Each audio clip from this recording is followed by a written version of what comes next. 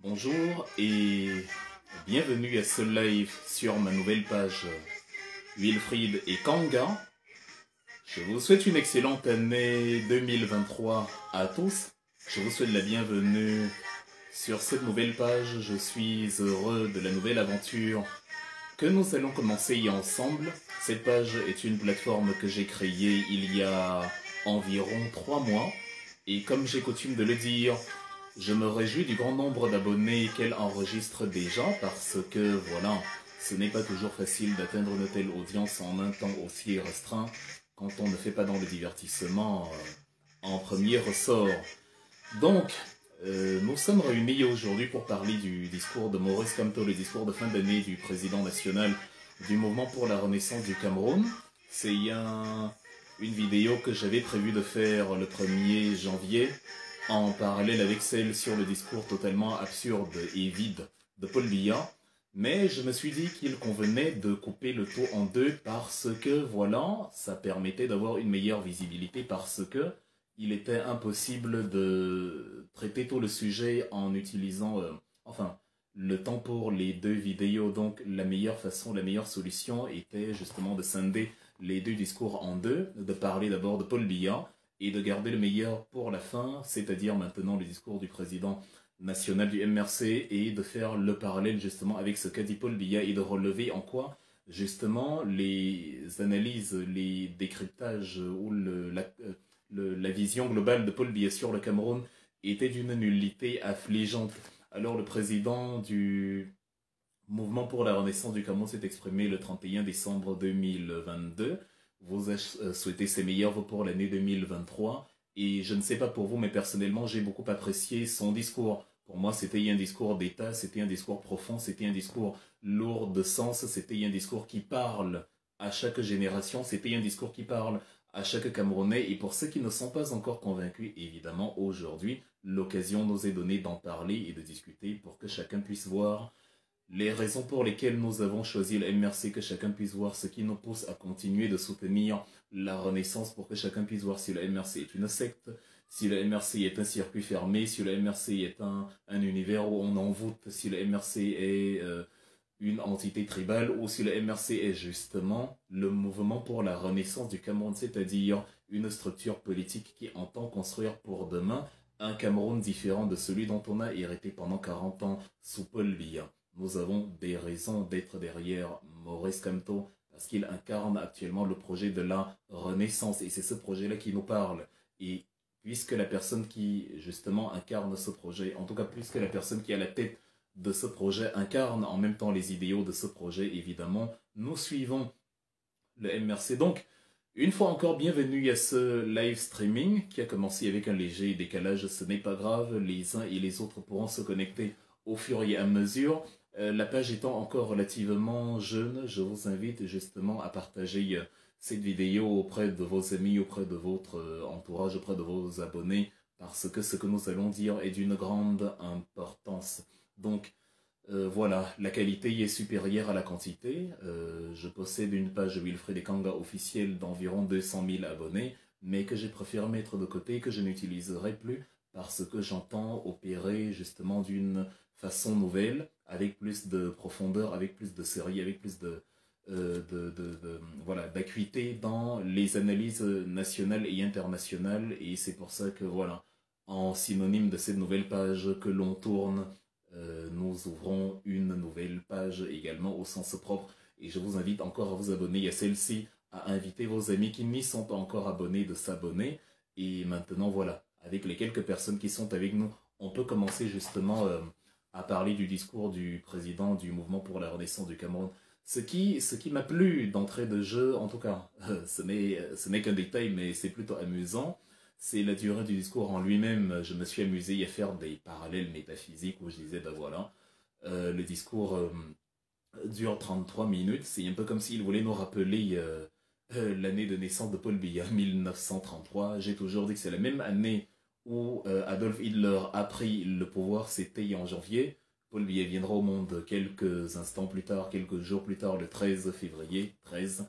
Les chiffres parlent d'eux-mêmes, ce n'est pas étonnant Si le Cameroun est aujourd'hui dans le marasme dans lequel il se trouve, c'est-à-dire même dans le domaine métaphysique, le fils de catéchiste qu'on nous a mis à la tête du Cameroun en nous disant que c'est Dieu qui l'avait choisi, nous a malheureusement apporté l'enfer. Vous avez écouté le discours de Biya, si vous avez écouté, moi je l'ai pas écouté, je l'ai lu, mais dans les grandes lignes, dans les points saillants de son discours, vous voyez qu'il ne répond pas de ses actes, il ne vous parle pas de son bilan, il ne vous explique pas pourquoi les choses qu'il avait annoncées ne se sont pas réalisées. Donc, pour des besoins d'ouverture, de profondeur, j'ai voulu parler d'abord de Paul Biya, et maintenant on peut parler de Maurice Kamto sans que personne ne dise oui, mais vous demandez la démocratie, mais vous n'écoutez pas les deux partis. Bon, nous avons donc écouté les deux partis et on retient de Paul Biya que, alors qu'il n'a pas fini l'autoroute Morad-Abanga-Kuseri, alors qu'il n'a pas fini de reconstruire Ikondo Titi, Moyoka, Boyabamenda et consorts, alors que les complexes ne sont devenus que des stades, tout ce qu'il y a de plus simple. Il vous annonce qu'il y a un chemin de fer de 540 km qu'il va construire, il y a un pipeline de 20 km qu'il va construire. En fait, il s'est toujours mis dans la tête qu'on construisait des infrastructures par décret. Donc, c'est parti pour les 50 prochaines années. Vous n'allez rien voir du tout comme résultat parce qu'il incarne le néant absolu. Nous n'allons donc pas parler de Paul Biya aujourd'hui, nous allons parler de notre président national. Alors, le président national, Maurice Kamto, lui, il a une vision évidemment plus proche de la vision que nous avons quand nous parlons du Cameroun. Ça fait que d'entrée de jeu, les premières choses que Maurice Kamto fait, c'est qu'il remarque la situation désastreuse dans laquelle le Cameroun se trouve. Et je crois qu'on n'a pas besoin d'être magicien pour constater que ce pays a franchi les cimes de la misère la plus profonde pour un pays qui se veut émergent. On est en 2022, mais quand vous regardez la progression du secteur informel, quand vous regardez le déficit de la balance commerciale, quand vous regardez la hausse générale des prix, quand vous regardez la souffrance de la ménagère quand elle fait ses courses, quand vous regardez les pénuries des denrées de première nécessité, il faut être totalement cinglé pour prétendre que le Cameroun se porte bien. Et malheureusement, les cinglés, les foutriquets, il y en a énormément parmi nous. Et Paul Biya est le premier des foutriquets qui justement vous dit des choses qui n'ont ni queue ni tête, lui et son gouvernement.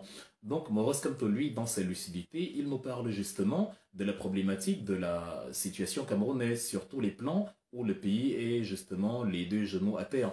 Il commence dans son discours par présenter le fait que depuis 3 ans, à peu près, nous sommes de nouveau pris la corde au cou par le Fonds monétaire international. Et c'est la vérité.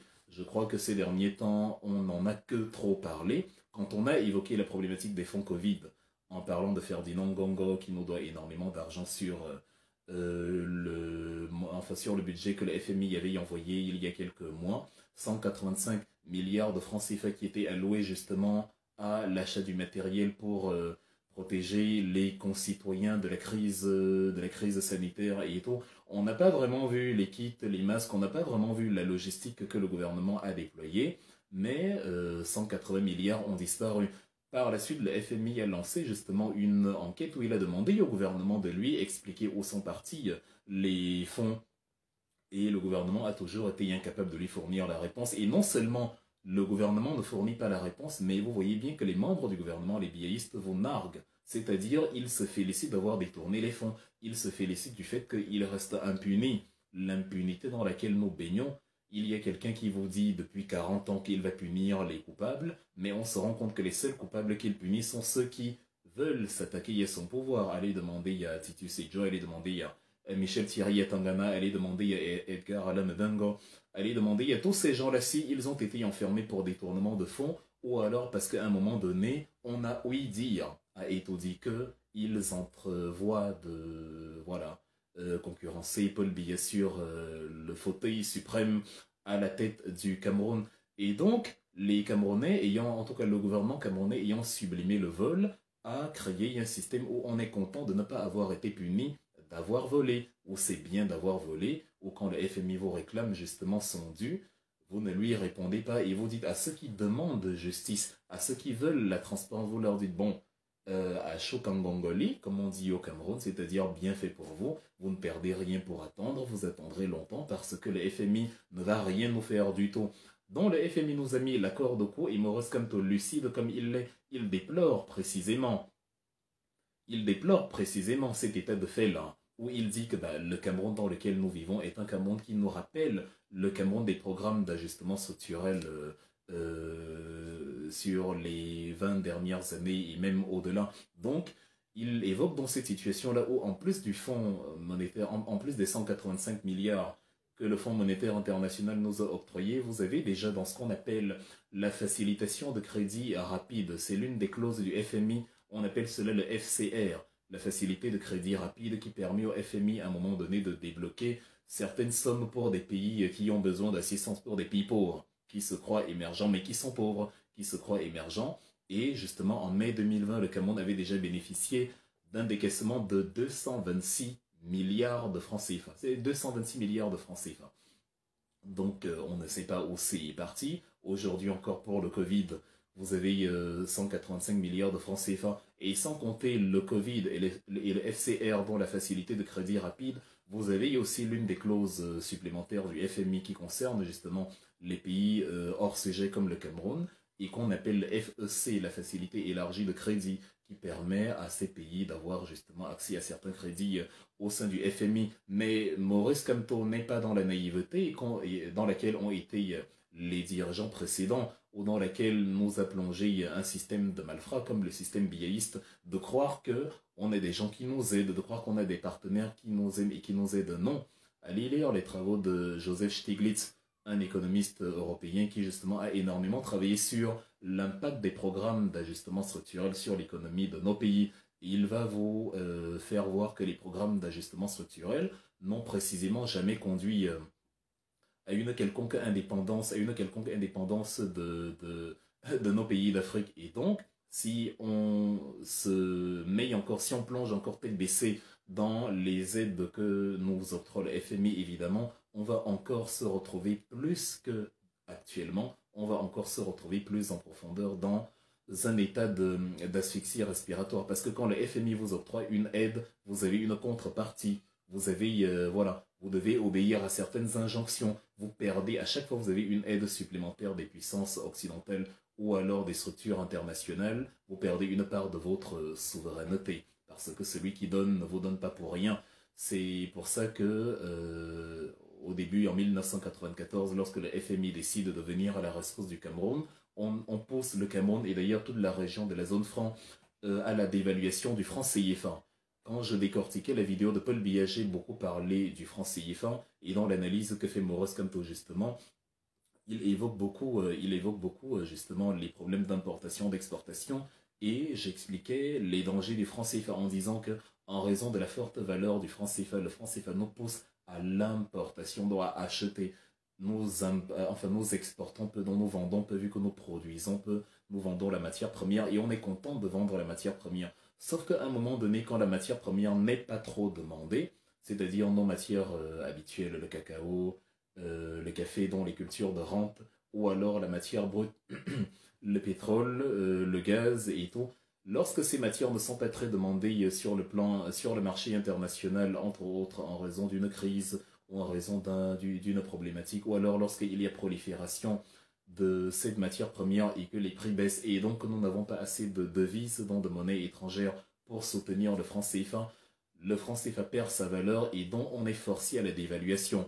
C'est ce qui s'est passé en 1994, justement, sur ordre de la France, puisqu'à l'époque c'était Monsieur François Mitterrand qui était au pouvoir, et donc voilà, le gouvernement Mitterrand avec Édouard Balladur et consorts ont justement ordonné la dévaluation du franc CFA. Et lorsque la réunion s'est tenue entre les ministres des Finances de tous les pays, notamment le ministre des Finances camerounais de l'époque, Monsieur Antoine Tchimi, c'était à l'hôtel Méridien de Dakar, c'était le 11 janvier 1994. Vous aviez aussi présent le ministre des colonies, le ministre de la coopération, lapsus révélateur, Monsieur Michel Roussin, un Français évidemment, et vous aviez aussi le président du Fonds monétaire international, Monsieur Michel Camdesseux, qui a été président du Fonds monétaire international de 1987 à l'an 2000. Donc, vous aviez justement déjà le FMI qui venait nous dire, bon, vu que vous n'arrivez pas à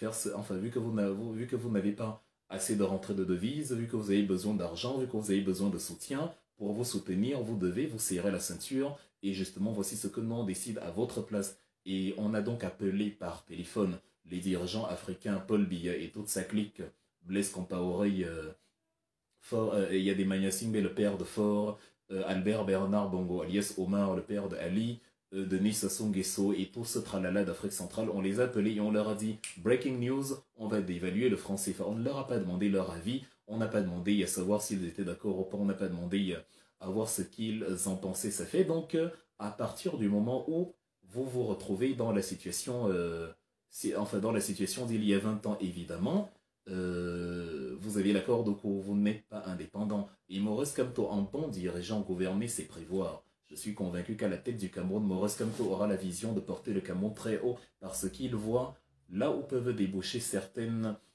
entraves que nous nous créons aujourd'hui.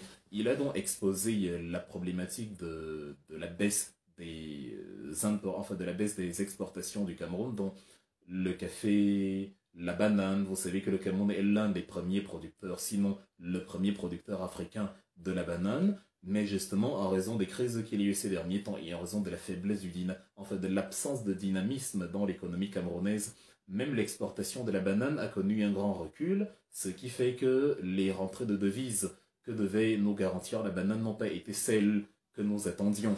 Et puisque Paul Biya est un menteur né, puisqu'il est mesquin, il est important de toujours faire le parallèle entre ce que Maurice Kamto dit et ce que Paul Biya dit pour mieux ressortir le mensonge d'un gang de malfrats qui se fait appeler gouvernement et qui est à Yaoundé actuellement.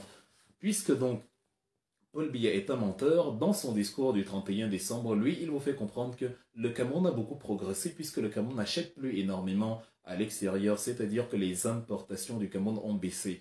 Et lors de l'analyse sur le discours de Paul Biya, je vous avais dit que oui, il a raison, et que c'est ça le pire, parce qu'il a raison, mais c'est justement le fait qu'il a raison qui fait de lui un mollusque menteur d'une mesquinerie et qui ne dit pas son nom, parce que pendant qu'il vous dit que les importations ont reculé, il ne vous dit pas que les exportations aussi ont reculé. Et je vous avais expliqué dans la vidéo sur Paul Biya que la raison pour laquelle les importations ont reculé, c'est parce que le Cameroun, justement, n'a plus accès aux marchandises extérieures avec la guerre en Ukraine. Il y a eu rétention des céréales, ce qui a d'ailleurs causé l'augmentation des prix.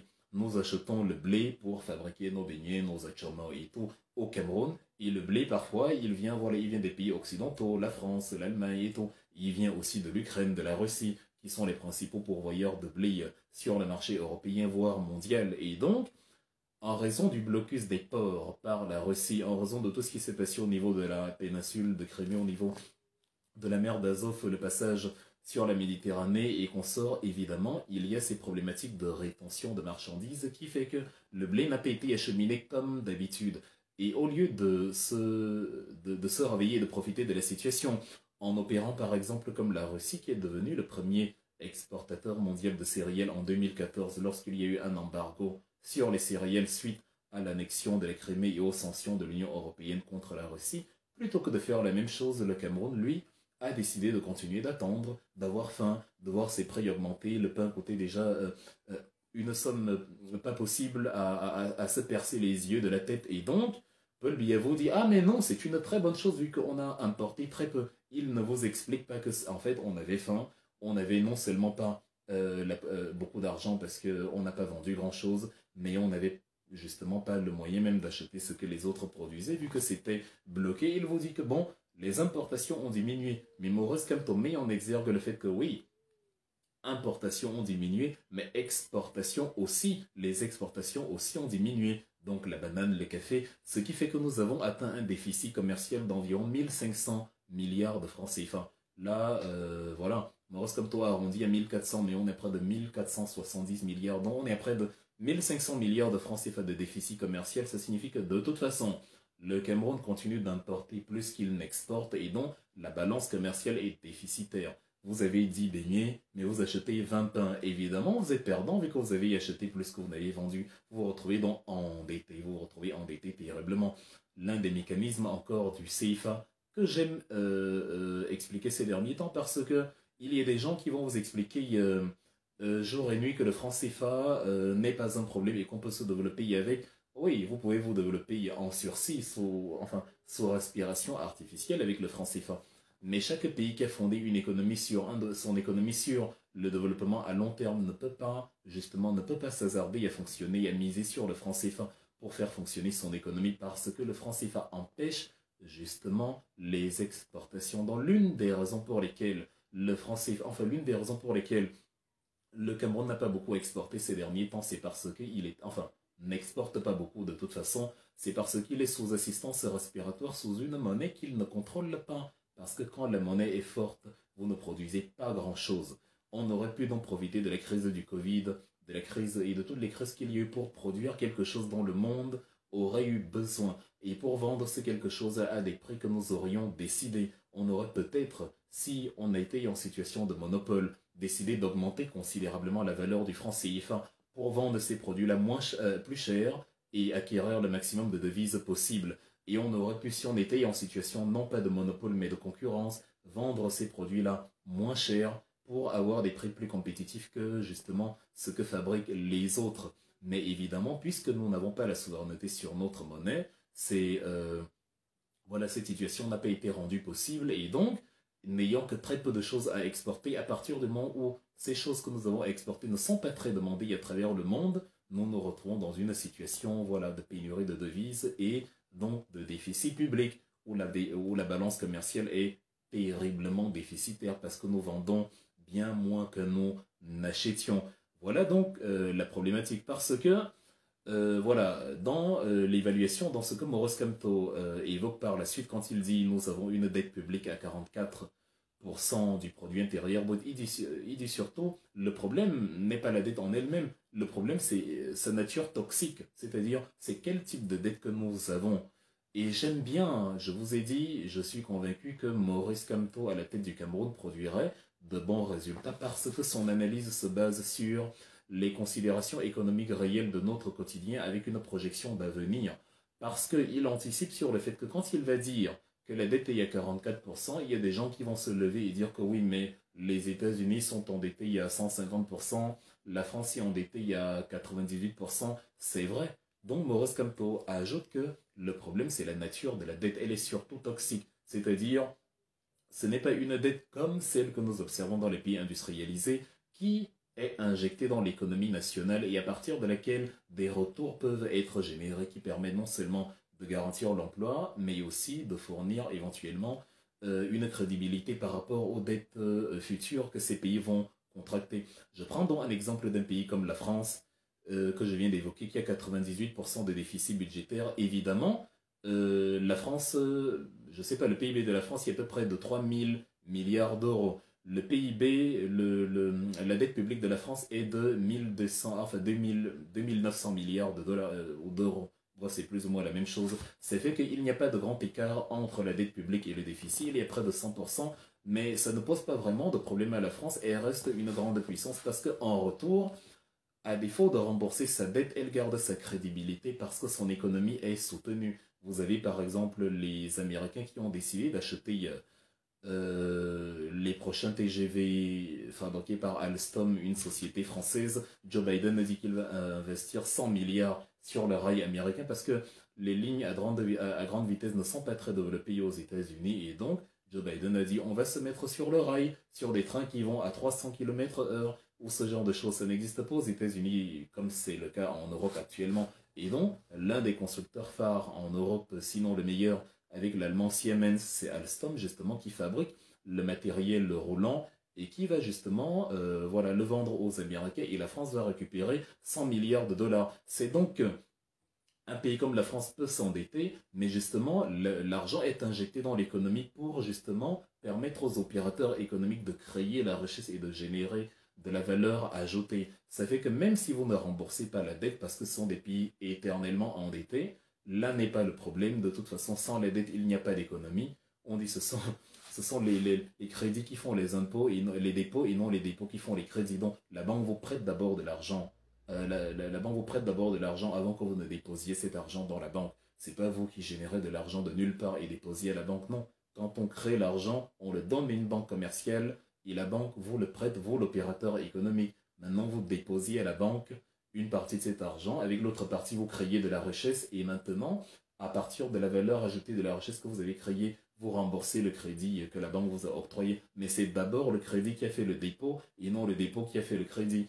Donc, dans le même ordre d'idée, les pays sont endettés toujours et toujours, vu que au début de l'économie, on va chercher de l'argent dans une banque. Et donc, les pays sont endettés, c'est normal. Mais les pays conservent leur crédibilité quand l'argent qu'ils ont contracté est utilisé justement pour créer de la valeur, pour créer de la richesse. Et c'est comme ça qu'opèrent justement les grandes puissances. C'est pour ça que vous avez dans ce qu'on appelle la notation financière, le fameux triple A, c'est-à-dire la capacité d'un pays justement à être crédible et à rembourser ses dettes ou du moins à être crédible du point de vue de sa monnaie. Ces trois agences internationales qui s'en chargent, elles sont toutes américaines pour les plus connues, justement le Standard & Poor's, le Moody's et le Fitch and Rating. Ce sont ces trois-là qui t'attribuent la note la plus haute, le A. Si le Standard & Poor's t'a attribué le A, bah, tu as un A. Si le Standard & Poor's et le Fitch and Rating t'ont attribué chacun un A, tu as un double A. Si le Standard & Poor's, le Fitch and Rating et le Moody's t'ont attribué chacun un A, tu as donc ce qu'on appelle le triple A. Donc un pays très crédible économiquement comme l'Allemagne qui a un triple A, le Japon qui a un triple A. Et après il y a des pays, bon, qui ont leurs problèmes évidemment. L'économie a ses problèmes sur le terrain. La France, les États-Unis, tu vas leur donner un double A. Mais ce qui est déjà énorme vu que le Cameroun il est à C.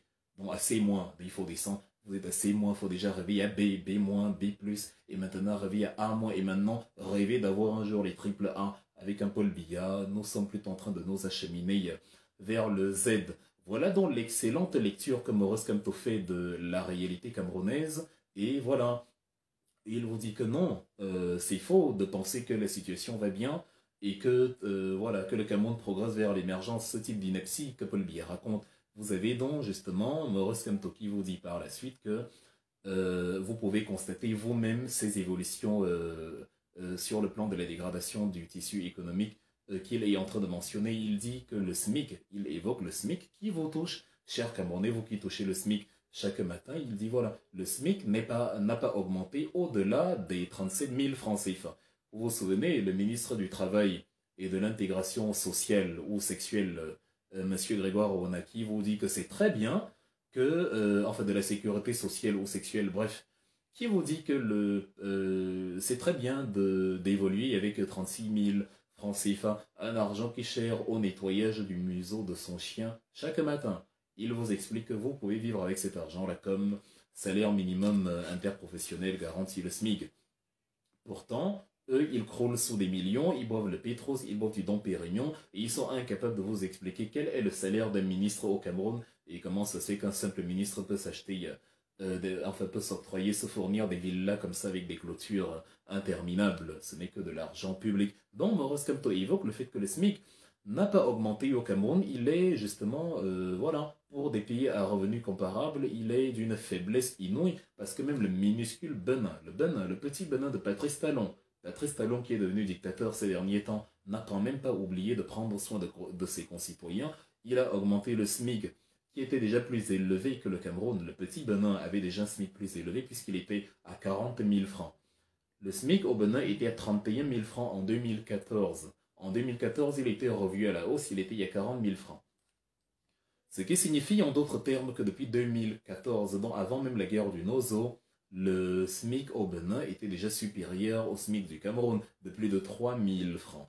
Maintenant, il a encore augmenté, il est à 52 000 francs en moyenne. Et vous allez voir des secteurs d'activité au Benin, vous allez trouver un SMIC à 150 000 francs, et ainsi de suite. Donc, le Cameroun est en train de crouler sous le ridicule, alors que des pays, justement, à niveau comparable, sont en train de se frayer un chemin, vers l'émergence. Donc, et voilà, c'est ça la réalité camerounaise. Et un président, ou quelqu'un qui se veut président, qui se dit président, la première des choses qu'il a à faire, c'est de dresser un bilan, de présenter le pays tel qu'il est, et non de vous dire que non, tout va bien. Paul Biya vous explique que la croissance est à 3,8% et que c'est meilleur que les 3,6% de 2021. Mais qui crée la croissance? Je vous ai parlé dans la vidéo sur Paul Biya de Orange Cameroun, par exemple, et qui, grâce à vos transactions ou Orange Money, Mobile Money, tout, grâce à vos transactions financières, se fait environ 900 millions de francs CFA chaque année. C'est-à-dire, c'est le principal, il détient à lui seul 70% de vos transactions financières. Les autres se partagent le reste. Et donc, ces entreprises étrangères-là, les Bolloré, les Orange, les Carrefour, tous ces gens-là qui viennent se remplissent les poches sur votre sol et on vous explique après que non, l'économie se porte très bien vu que, regardez, le taux de croissance a augmenté de 4 de 5% en 2022. Un adulte, on ne peut plus prendre un adulte et l'embobiner avec cette histoire de taux de croissance. Ça ne veut rien dire. Le taux de croissance doit se vérifier sur le panier de la ménagère. Mais si vous savez que tout à l'heure, en essayant de faire vos courses, vous avez crié et vous avez maudit tous les dieux que vous connaissez, c'est que, évidemment, on ne peut pas vous parler de croissance économique puisque la croissance économique du papier ne se reflète pas sur votre quotidien, alors que justement la seule croissance économique à considérer, c'est celle qui, voilà, vous touche de lundi, de lundi à dimanche. Et donc dans l'analyse que le président national fait, il vous dit que voilà, aucun pan, par la suite, il dit qu'aucun pan n'a été négligé, aucun pan du pays n'est épargné par justement le marasme économique qu'il évoque. Et là, on peut vous parler de la vignette automobile. La vignette automobile qui a connu une inflation de près de de plus de 100% pour la plupart des types d'automobiles. C'est-à-dire, on vous explique en fonction des chevaux, il y a une augmentation, la vignette de 15 000 et il y a 30 000, la vignette de 25 000 et il y a 50 000, donc 100% sur ce type de vignette. Les vignettes de 50 000 sont à 75 000, donc elles ont quand même augmenté de 50%. Les vignettes de 100 000 sont à 150 000, donc elles ont augmenté d'environ 33%. Donc voilà, les vignettes augmentent en partant du tiers jusqu'au double.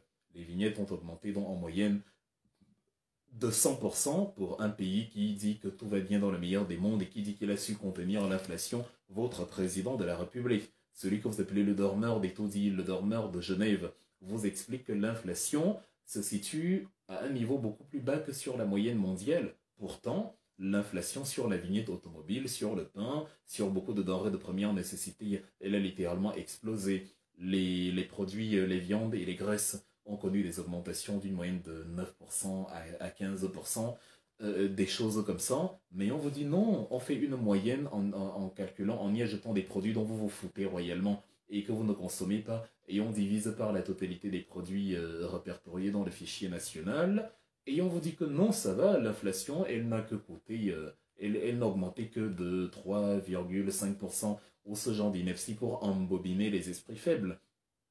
Alors que la réalité est là, et la réalité vous la vivez tous les jours. Pour ceux qui sont dans la diaspora, tu veux faire ton passeport, on te dit il est à 168 euros. Quand tu veux faire le passeport camerounais, il est à 168 euros, 110 000 francs. Et là, ce sont les frais officiels. Tu vas aller à l'ambassade du Cameroun à Berlin, à Londres, à Bruxelles. On va te dire que pour les demi-photos, on ne veut pas tes demi-photos. Les demi-photos que tu as ramenées de chez toi, de la maison, ne sont pas bonnes.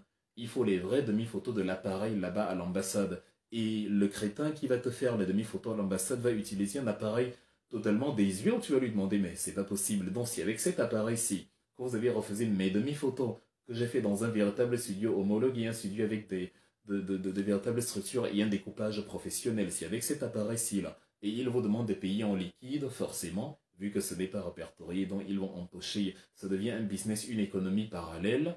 Et on vous explique que voilà, le Cameroun est un pays où tout va bien, où les prix ont baissé, où il n'y a pas d'inflation, alors que l'inflation se retrouve même dans les représentations diplomatiques du Cameroun, dans les morceaux de Cameroun qui se situent à l'étranger, qui devraient refléter en fait la réalité du pays dans lequel ils se trouvent, mais en fait qui se comportent exactement comme si ils étaient au Cameroun. Donc, par la suite, on dit, ce cher Harold Keich a l'habitude d'écrire une citation qui me plaît beaucoup, l'oubli est la ruse du diable.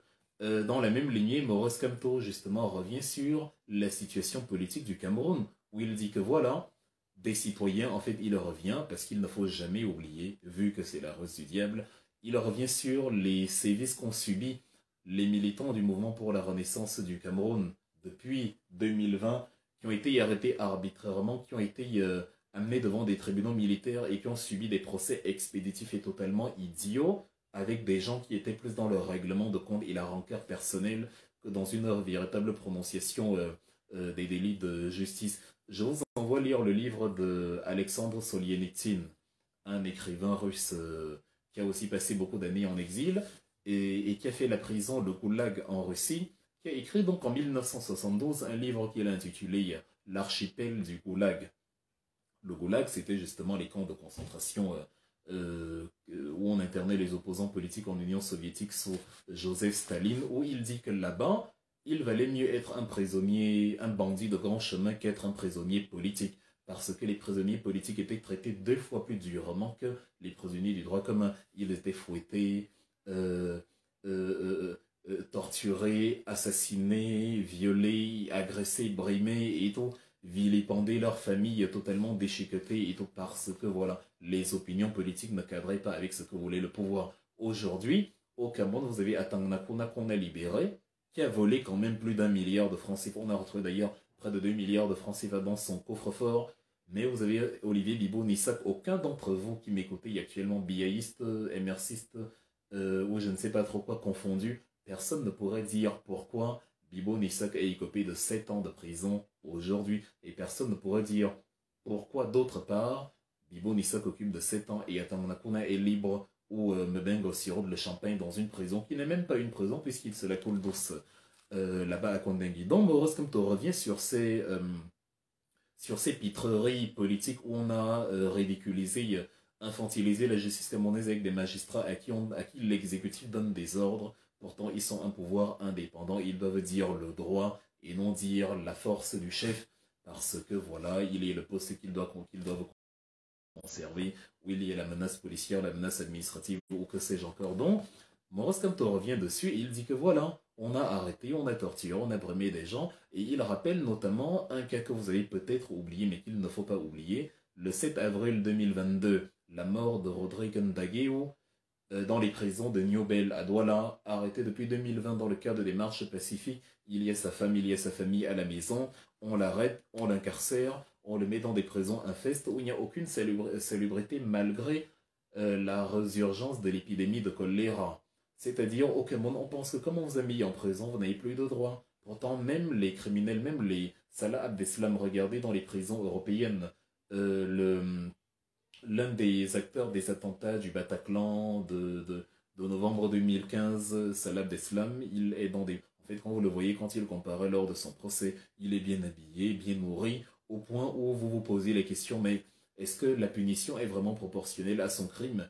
Il est condamné à perpétuité et tout, mais bon, mis à part la privation de liberté, vous avez l'impression qu'il vit plutôt bien. Il mange bien, il n'est pas torturé, donc on continue de regarder l'aspect droit de l'homme, malgré que ce soit un tueur en série. Ce cher Rodrigue Ndagueo, comme beaucoup de personnes avec lui, n'ont tué personne, n'ont fait de mal à personne. Ils ont juste dit qu'ils n'aiment pas la politique de Paul Biya. Et la politique de Paul Biya est tellement absurde qu'il n'y a aucune raison d'aimer la politique de Paul Biya. Celui qui aime la politique de Paul Biya, je le dis, je l'affirme, a un besoin urgent de soins médicaux parce que mentalement, ce n'est pas explicable. Et quand Rodrigue Ndagueo va dans la rue et dit que je ne suis pas d'accord avec la politique de Paul Biya, je veux des réformes, on l'emprisonne et on estime qu'il mérite la mort par choléra. On estime que voilà, c'est bien fait pour lui, il l'a mérité pendant que ceux qui volent, pillent, tuent, sont encore en liberté. Et voilà, et vous nous expliquez que le Cameroun est un état de droit. Donc, Maurice Kamto revient dessus en disant que non, nous ne vous trahirons jamais, nous continuons d'y penser, et c'est pour ça d'ailleurs que vous avez vu, le MRC n'était pas obsédé par les élections, parce que nous avions des priorités, on parlait justement de la liberté politique, on parlait de l'utilisation des fonds, on parlait des textes de la Constitution relativement aux échéances électorales et tout, parce que ce sont des éléments qui nous tiennent à cœur avant le pouvoir, avant la conquête du pouvoir pour le pouvoir. Une conquête où justement on va profiter de notre faiblesse politique pour affaiblir le parti en octroyant 2-3 postes et le tour est joué. Non, nous avons tenu à montrer aux Camerounais que ce qui nous intéresse avant tout, c'est le bien-être des Camerounais, c'est le combat pour les Camerounais, avant même que nous ne soyons au pouvoir. La politique n'est pas une science électorale. La politique est une science de l'activité quotidienne. Il faut être quotidiennement inspiré, quotidiennement agissant. Il faut toujours faire quelque chose pour autrui quand on est un parti politique en dehors et dans le pouvoir. C'est quand vous le faites en dehors que vos concitoyens se rendent compte que quand vous aurez le pouvoir, évidemment, vous serez à même de porter haut les destinées de la nation puisqu'ils voient déjà ce que vous faites alors que vous n'ayez pas l'argent des impôts et le pouvoir administratif de décider de la destinée des Camerounais. Donc, voilà, et maintenant, nous devons éviter le transfert de culpabilité parce que dans le siège de ce que Maurice Kamto dit, il vous rappelle qu'en fait, Ce sont les biaïstes, c'est le gouvernement qui commet des crimes, c'est le gouvernement qui commet des exactions, c'est le gouvernement qui est un gouvernement de bandits, de malfrats, de brigands. Ce n'est pas à vous, ce n'est pas à nous que vous devez dire ah oui, mais à cause de vous, Rodrigue vous a suivi, il est mort et tout. Ça, c'est la folie en fait. Donc en fait, Rodrigue jouit de ses droits garantis par la Constitution. Une bande d'assassins le laisse mourir par omission de porter secours à personne en danger, en prison, Paul Atanganji et tout son cortège. Et vous, tout ce que vous trouvez à faire, c'est de dire à ceux qui ont accompagné Rodrigue dans l'exercice de ses droits constitutionnels, de ses droits civiques, c'est de dire à ceux-là qu'ils ont envoyé Rodrigue à la mort. Pendant ce temps, vous ne dites rien à ceux qui ont laissé Rodrigue mourir du choléra. Voilà dans le pays diabolique que Paul Biya a créé. Voilà donc la logique démoniaque dans laquelle il vous a plongé. C'est-à-dire vous oubliez le meurtrier et vous vous acharnez sur des gens qui partagent avec le défunt le sort des victimes. Personne n'a prévu de mourir quand il va dans la rue réclamer ses droits à Yaoundé. La Constitution autorise de réclamer ses droits. La Constitution autorise de dire Paul Biya démission. La Constitution autorise de faire du bruit, de faire du tapage dans la rue, de dire Paul Biya doit partir. Et la Constitution vous autorise de faire ça 1000 fois par jour si vous le désirez. Tant que vous pouvez mobiliser, vous le faites autant que vous le désirez. Tant que vous êtes dans, justement, le carcan des lois, vous en avez le droit. Mais comme un démon vous a inculqué la diablerie argumentative dans la tête, évidemment, vous vous mettez à vous acharner sur celui qui partage le destin de celui qu'on a tué, plutôt que de vous acharner sur celui qu'on a tué. Vous allez voir la famille d'Ndageo et vous lui dites que Kamto a conduit Rodrigue à la mort. Comment c'est possible? Comment c'est raisonnable dans la tête d'un adulte? Honnêtement, imaginez qu'un voisin a un enfant. Son enfant prend votre fils et dit, bon, allons nous balader. Vos enfants ont le droit de se balader. Ils vont, je ne sais pas, ils vont dans la cour.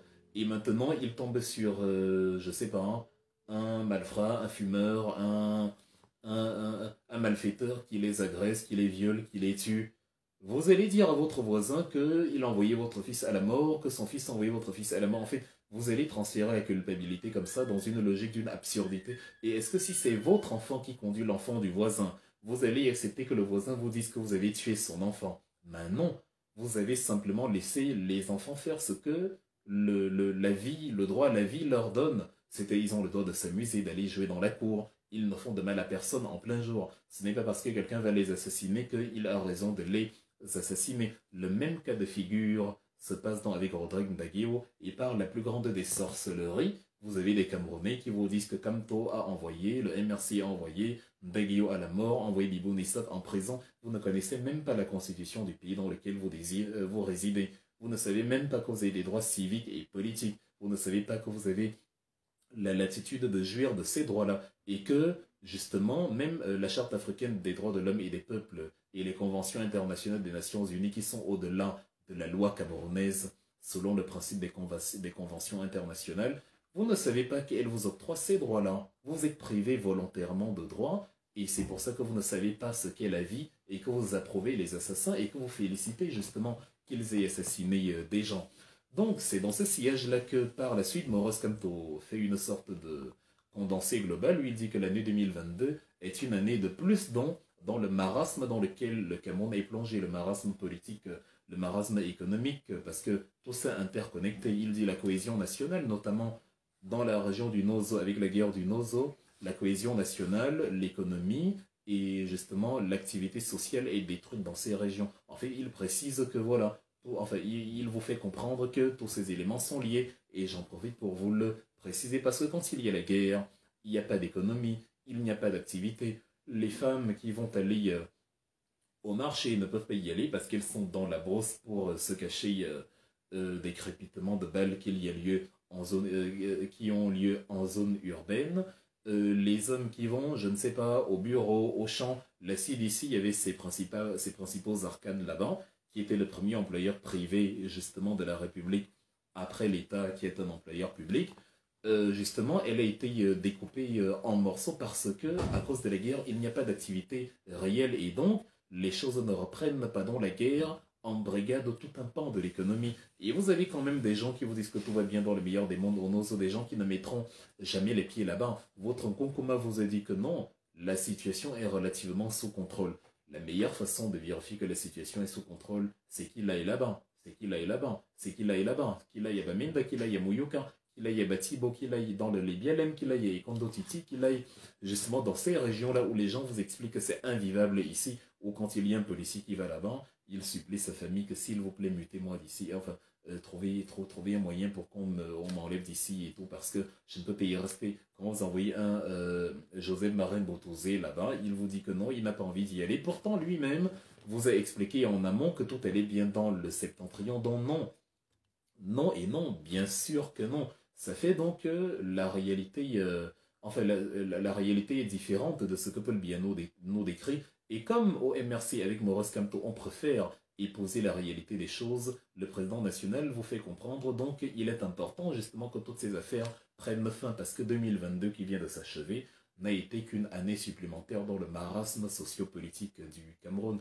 Et à côté de ça, il évoque ce que Paul Biya n'a pas évoqué, vu qu'il était quelque part dans l'espace, bien sûr.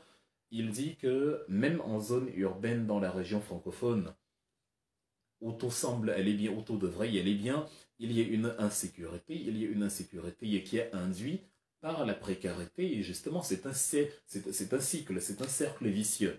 La précarité crée l'insécurité. La logique de Paul Biya, par exemple, a toujours consisté à regarder les effets plutôt que les causes. Tout à l'heure, je parlais des prix élevés du passeport à l'ambassade et de toute l'escroquerie administrative organisée dans les ambassades du Cameroun. Vous avez regardé les activistes qui, en 2019, ont vandalisé les ambassades. On a dit que c'est Maurice Kamto qui leur avait donné cet ordre. Vous n'avez pas remarqué que eux, ils sont en train justement de s'insurger contre et la politique barbare des autorités camerounaises envers leurs concitoyens sur le terrain là-bas où ils tirent sur des Camerounais, sur l'escroquerie justement qui est organisée. Ils lancent l'alerte, c'est-à-dire ils tirent la sonnette d'alarme pour que l'opinion publique voit ce qui se passe justement dans ces institutions. Mais comme vous avez été éduqué à regarder l'aval et non l'amont, alors que c'est l'amont qui crée l'aval, évidemment vous avez une lecture politique hors sujet de tout ce qui a lieu dans votre pays. De la même façon, dans le cadre de l'insécurité au Cameroun, que ce soit les microbes, que ce soit tout ce que Maurice Kamto a évoqué, les massacres entre les Mosgoum et les Arabes Shoah, souvenez-vous, en décembre 2021, début décembre 2021, tous les massacres qu'il y avait eu lieu entre les bergers et les pêcheurs, entre les différentes communautés, ou même les exactions, les quelques incursions de Boko Haram auxquelles on a affaire de temps en temps, tout ça a un dénominateur commun, la précarité, la précarité, la précarité. L'insécurité vient justement du manque. Quand il n'y a pas, les gens sont prêts à tuer pour avoir. Si je suis à Berlin aujourd'hui, je peux me lever avec mon iPhone, je peux me balader dans la rue à Berlin à 3 heures du matin. Le risque que je me fasse arracher l'iPhone, il est très faible. Parce que même dans les quartiers pauvres en Allemagne, les gens ont quand même un iPhone, ils ont quand même la possibilité de manger quelque part, même au resto du cœur, il y a quand même beaucoup d'alternatives. Mais au Cameroun, justement, si je me balade avec mon iPhone dans certains quartiers à 3 heures du matin et même parfois à 19 heures, même parfois en pleine journée, je risque fort de me le faire arracher parce que comme les gens ont faim, comme les gens n'ont rien, ils se disent je vais arracher cet appareil, ce bijou, ce collier, je vais y aller le vendre et avec le produit de la vente, je vais me remplir les poches. Donc voilà la différence. De la même façon, qu'est-ce qui fait que Boko Haram puisse recruter les jeunes au Cameroun ou puisse recruter... en tout cas, qu'est-ce qui fait que les cellules terroristes puissent recruter tout court?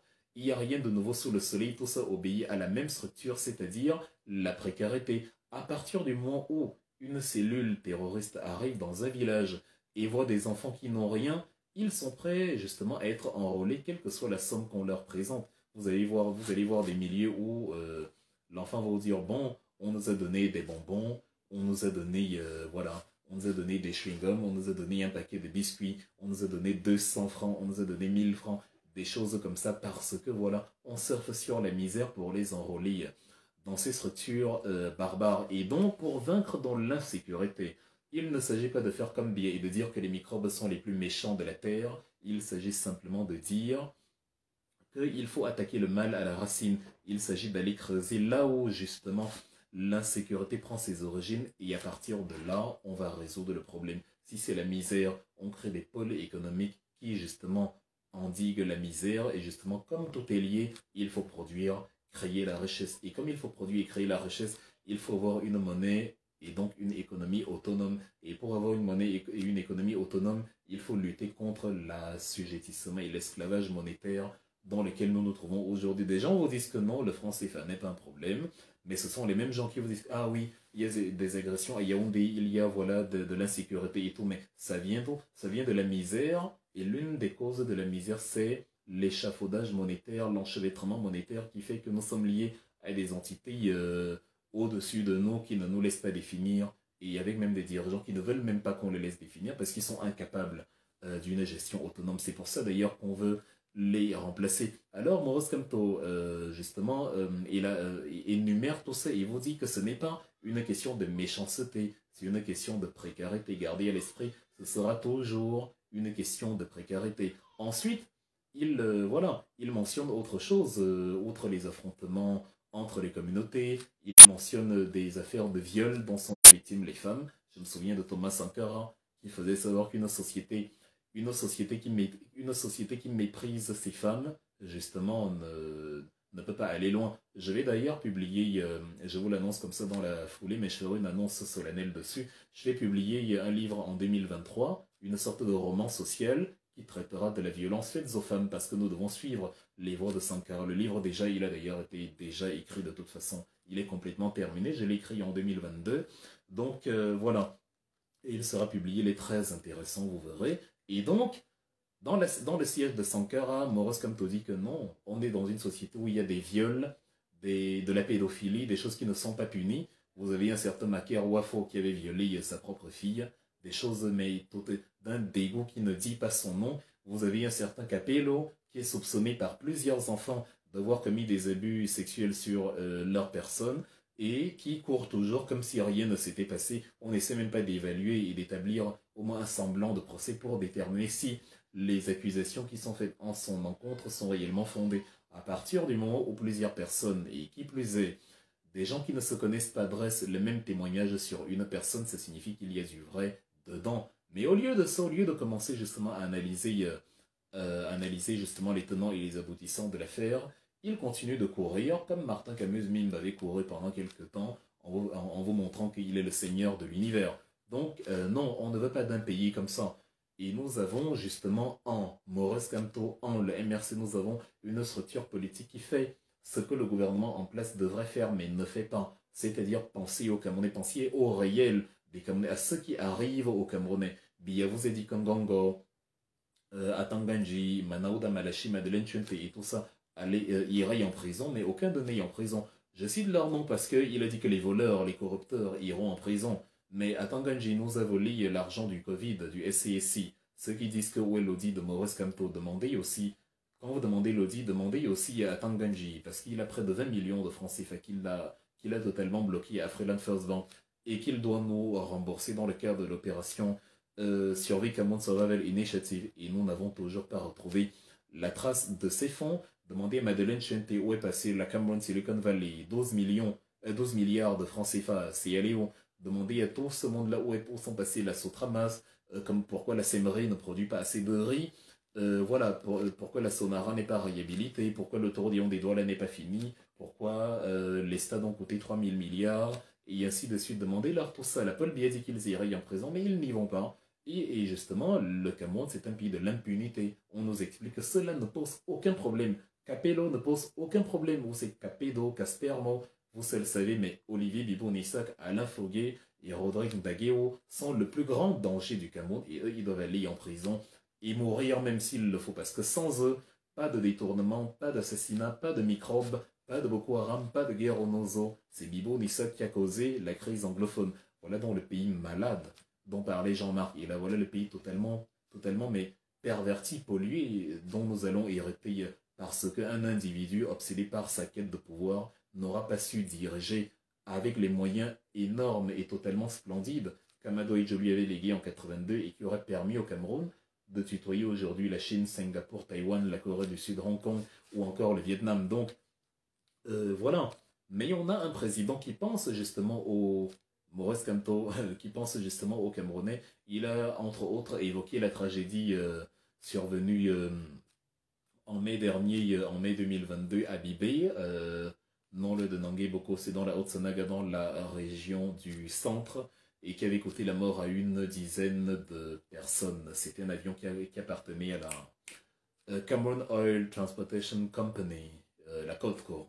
Donc voilà, parce qu'il y avait des Camerounais dedans, et même s'il n'y avait pas des Camerounais dedans, c'était sur le territoire camerounais, et c'était voilà, une dizaine d'êtres humains qui ont perdu la vie.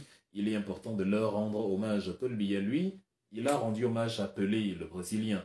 Il va rendre hommage à Benoît XVI, qui est mort le 31 décembre. Il va rendre hommage à, je ne sais pas, à la reine Elisabeth. Mais il n'est pas très au courant quand des gens meurent dans son pays. Non, ça ne l'intéresse pas beaucoup. C'est pour ça qu'il a rendu compte à Emmanuel Macron du grand dialogue, mais qu'il n'était pas là dans ce fameux dialogue-là même. C'est pour ça que si Rodrigue meurt, il s'en fout, ce n'est que Rodrigue. Mais s'il y a un éboulement quelque part en France dans une campagne de l'Hexagone et qu'il y a une petite fille qui perd la vie, il va écrire mes sincères condoléances au président Emmanuel Macron pour le drame que vous avez eu. Voilà. Donc, c'est dans ce cadre-là que dans le sillage de son allocution, Maurice Kamto fait le bilan de la longévité de Paul Biya au pouvoir. Il commence à mentionner la durée. 40 ans. Et tout à l'heure, je vous ai dit que lorsque j'ai regardé le discours et que j'ai vu qu'il durait 33 minutes, je me suis dit, mais c'est comme si Maurice Kamto voulait faire un clin d'œil justement à l'avènement même de Paul Biya en ce monde. 1933, l'année où il leur accède au pouvoir comme par hasard, et il est né un 13 février, le chiffre maudit, comme par hasard, et c'est pour ça que le Cameroun est dans le marasme dans lequel il se trouve. Et non content d'être né un 13 et d'être né en 1933, voilà Paul Biya qui fait 40 ans au pouvoir. 40 ans au pouvoir. Maurice Kamto dit, bon, j'ai l'impression que justement dans son pouvoir, il veut simplement montrer qu'il peut. Et Maurice Kamto de demander dans son allocution, il veut le démontrer à qui et pourquoi. Si vous vous rappelez, c'est le... En tout cas, il fait un rappel à la réponse que Paul Biya avait donnée à un journaliste sur la question, un journaliste de France 2 en 2015 sur la question de sa longévité au pouvoir lorsque François Hollande était en visite à Yaoundé le 2 juillet 2015. Il dit, voilà, ne dure pas au pouvoir qui veut, mais dure qui peut. Donc, en fait, il est là pour vous montrer qu'il peut. Ok, il peut rester au pouvoir. Sauf qu'on ne te demande pas si tu peux rester au pouvoir. On te demande si tu peux développer le Cameroun, si tu peux créer un tissu économique, si tu peux permettre au Cameroun de produire 35 millions de tonnes de riz, comme le Vietnam l'a fait en exploitant les deltas du Mekong. Plutôt que de construire des ponts absurdes sur le Voré, où tu as des ponts collés qui n'ont pas de sens avec le même carrefour, est-ce que tu peux utiliser l'embouchure du Voré, je ne sais pas, Escamanoca ou I don't know, pour faire justement une mangrove géante dans laquelle un marais géant dans lequel le riz va pousser, un territoire qui va permettre au Cameroun d'obtenir son autonomie, son autosuffisance alimentaire, notamment en céréales, parce qu'avec ce riz, avec ce manioc, on peut faire la farine avec tout, même la patate, on fait la farine. Donc voilà, est-ce que tu peux prouver, est-ce que tu peux gouverner le Cameroun en utilisant son potentiel économique pour en faire une grande nation? Ou est-ce que tu veux juste montrer que, bon, je peux rester au pouvoir? Quelle est cette considération absurde de la politique? Voilà celui que vous appelez dirigeant, d'une nullité qui n'a d'égal que la pitrerie de son gouvernement, qu'il a nommé et qui ne brille que par les détournements de fonds et le refus de démissionner malgré la mise à nu des pires tares qu'ils aient eu à commettre. Donc Maurice Kamto dresse dans ses bilans et il dit, voilà, ces gens-là font 40 ans, c'est terrible 40 ans, c'est long 40 ans, c'est terriblement long, c'est invivable 40 ans. Qu'est-ce que tu fais au pouvoir en 40 ans? Si au moins tu avais consolidé l'économie que Aïdjo avait laissée, si au moins lorsque Aïdjo crée la Cameroon Airlines et qu'en 1974, il y a une cinquantaine d'années, vous avez le premier équipage 100% camerounais qui vous fait un Yaoundé, Paris, en passant par Rome, en Italie, et vous vous retrouvez en 2022 avec un Camerco, une compagnie terrestre où vous êtes interdit de voyage au-delà de la Méditerranée. Camerco n'atterrit pas hors Afrique, c'est interdit, parce que vos avions ne sont pas fiables, parce que ça sent le bobolo dans la cabine, parce qu'il n'y a pas, en fait, ce n'est pas assaini, ce n'est pas sûr, ce n'est pas bien entretenu, ce n'est pas, et d'ailleurs, je me souviens, j'étais à Addis Abeba en Éthiopie, il y a quelques années, il y a un hangar là, dans le terminal, le premier terminal de l'aéroport, il y a un avion là qui est parqué là-bas, une poubelle ailée qui est parquée là-bas. Les Éthiopiens demandent au Cameroun de venir récupérer leur avion, où est Paul Biya pour venir récupérer son cercueil qu'il a laissé là-bas en Éthiopie. Les Éthiopiens ne savent pas ce qu'il fait là parce qu'ils ont besoin de place pour leur avion à eux. Ethiopian Airlines, c'est plus de 125 avions pour plus de 125 compagnies, 125 destinations. C'est la compagnie aérienne qui dessert le plus de destinations de toutes les compagnies aériennes africaines dans le monde. Donc, plutôt que de dire donc je peux rester au pouvoir, on aimerait un président qui peut justement consolider l'économie camerounaise, mais il ne le fait pas et il se vante de pouvoir rester au pouvoir. De la pure sorcellerie. Donc Maurice Kamto le dit et dit que 40 ans, mais qu'est-ce que c'est? Tu veux prouver à qui que tu peux quoi? Tu veux prouver à qui et pourquoi? Même en Russie, là où Poutine, on dit que c'est un dictateur à vie et tout, Poutine a au moins eu l'intelligence de partir d'abord. Il a pris le pouvoir en 2000, lorsque Boris Eltsine a démissionné, et il est parti 8 ans plus tard, en 2008. Il a laissé le pouvoir à Dmitry Medvedev. Et Medvedev a fait 4 ans, et Poutine est revenu. Donc, même les dictateurs étrangers restent quand même. Même en Chine, où Xi Jinping s'est fait élire président à vie, la Chine, au moins non seulement envoie le projet Les Nouvelles Routes de la Soie qu'il veut créer, la Chine doit devenir la première puissance en 2049, dont lors du centenaire de la proclamation de la République populaire de Chine, on voit l'idée derrière. Et même avant, malgré le fait que la Chine est un pays autoritaire, vous avez quand même eu l'alternance. Deng Xiaoping s'est retiré avant de mourir. À sa suite, Jiang Zemin s'est retiré avant de mourir. Après Jiang Zemin, Hu Jintao s'est retiré avant de mourir. Et voilà Xi Jinping qui est là. Peut-être que même lui, il va se retirer, même s'il s'est fait élire à vie. À un moment donné, les dirigeants chinois ont l'habitude de laisser la place aux jeunes. Même Mao Zedong, à partir de 1966, après sa révolution culturelle, n'était plus activement en fonction. Ce sont justement ces seconds qui dirigeaient la bande des quatre. Et après même, il avait déjà désigné un successeur, Hua Guofeng, qui n'était pas son fils. Donc, même dans les pires dictatures, on voit une sorte d'alternance, même s'il y a un semblant. Paul Biya fait quoi au pouvoir depuis 40 ans? Même en Allemagne où le mandat est illimité, parce que là, je parlais des pays même qui limitent les mandats. La chancelière Angela Merkel aurait pu rester au pouvoir à vie, mais elle ne le fait pas parce qu'elle se dit ça va, on m'a trop vu. Hey, c'est comment? Je suis là depuis 2005, ça fait 15 ans, c'est trop, là les Allemands veulent voir quelqu'un d'autre, faut que je m'en aille. Et justement, elle est partie. Mais Paul Biya, lui, il ne part pas, il estime que non, il est très bon et il peut faire 40 ans au pouvoir. Donc c'est vraiment une anomalie politique. 60%, comme Maurice Kamto le dit, 60% de la population camerounaise a moins de 35 ans. Mais vous avez un président qui a 89 ans. 89 ans, il est né en 1933. Il aura 90 ans dans un mois et demi, le 13 février. Dans un pays où la moitié de la population n'a pas 18 ans, où moins de 60% n'a pas 35 ans, on nous explique que c'est ce vieillard, une carcasse ambulante qui va nous conduire à l'émergence en 2035.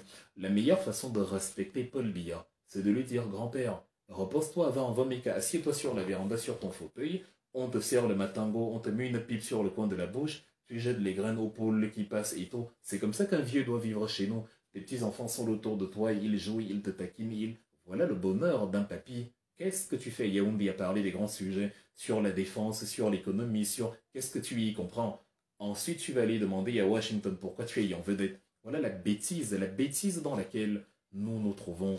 Et vous vous dites que nous sommes un pays émergent. Donc, voilà. Et Maurice Kamto dit que tout le monde peut voir dans la foulée de Paul Biya qui ne veut pas lâcher le pouvoir qu'il attend sa mort pour léguer le pouvoir à son fils Franck Biya. Parce que c'est la dynastie. Maurice Kamto dit plus loin que voilà, tout le monde peut voir que le pays se dirige vers la confiscation du pouvoir. Et dans tout le monde, il y a les émercistes dont nous et les biaïstes, donc même ceux qui pensaient que non.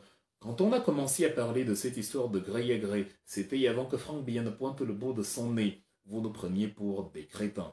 Ces derniers mois, j'ai fait quelques vidéos sur justement Franck Biya, où j'étais en train d'exposer comment justement il était en train de s'installer, celui dont vous n'avez jamais entendu le son de la voix. Il était en train de s'installer de plus en plus dans le paysage politique camerounais. Il est arrivé l'année dernière, le 6 novembre 2021, il a rencontré Nabil Mbombo Njoya, le nouveau sultan des Bamoun, après le décès de Ibrahim Mbombo Njoya, le chef suprême.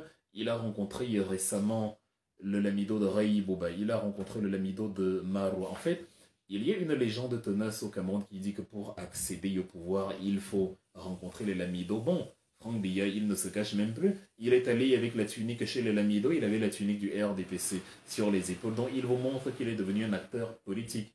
Parce que quand on met la tunique, imaginez si vous dites que non, il a juste mis ça comme ça, mais il ne fait pas politique, je vous dirais, bon, prenez un membre de votre famille qui est du MRC, et mettez, qui est du RDPC, et mettez-lui la tunique du RDPC, ou qui est neutre, parce que vous avez aussi, il y a beaucoup de neutres au Cameroun, qui dit qu'il est neutre et que lui, la politique, c'est pas son truc.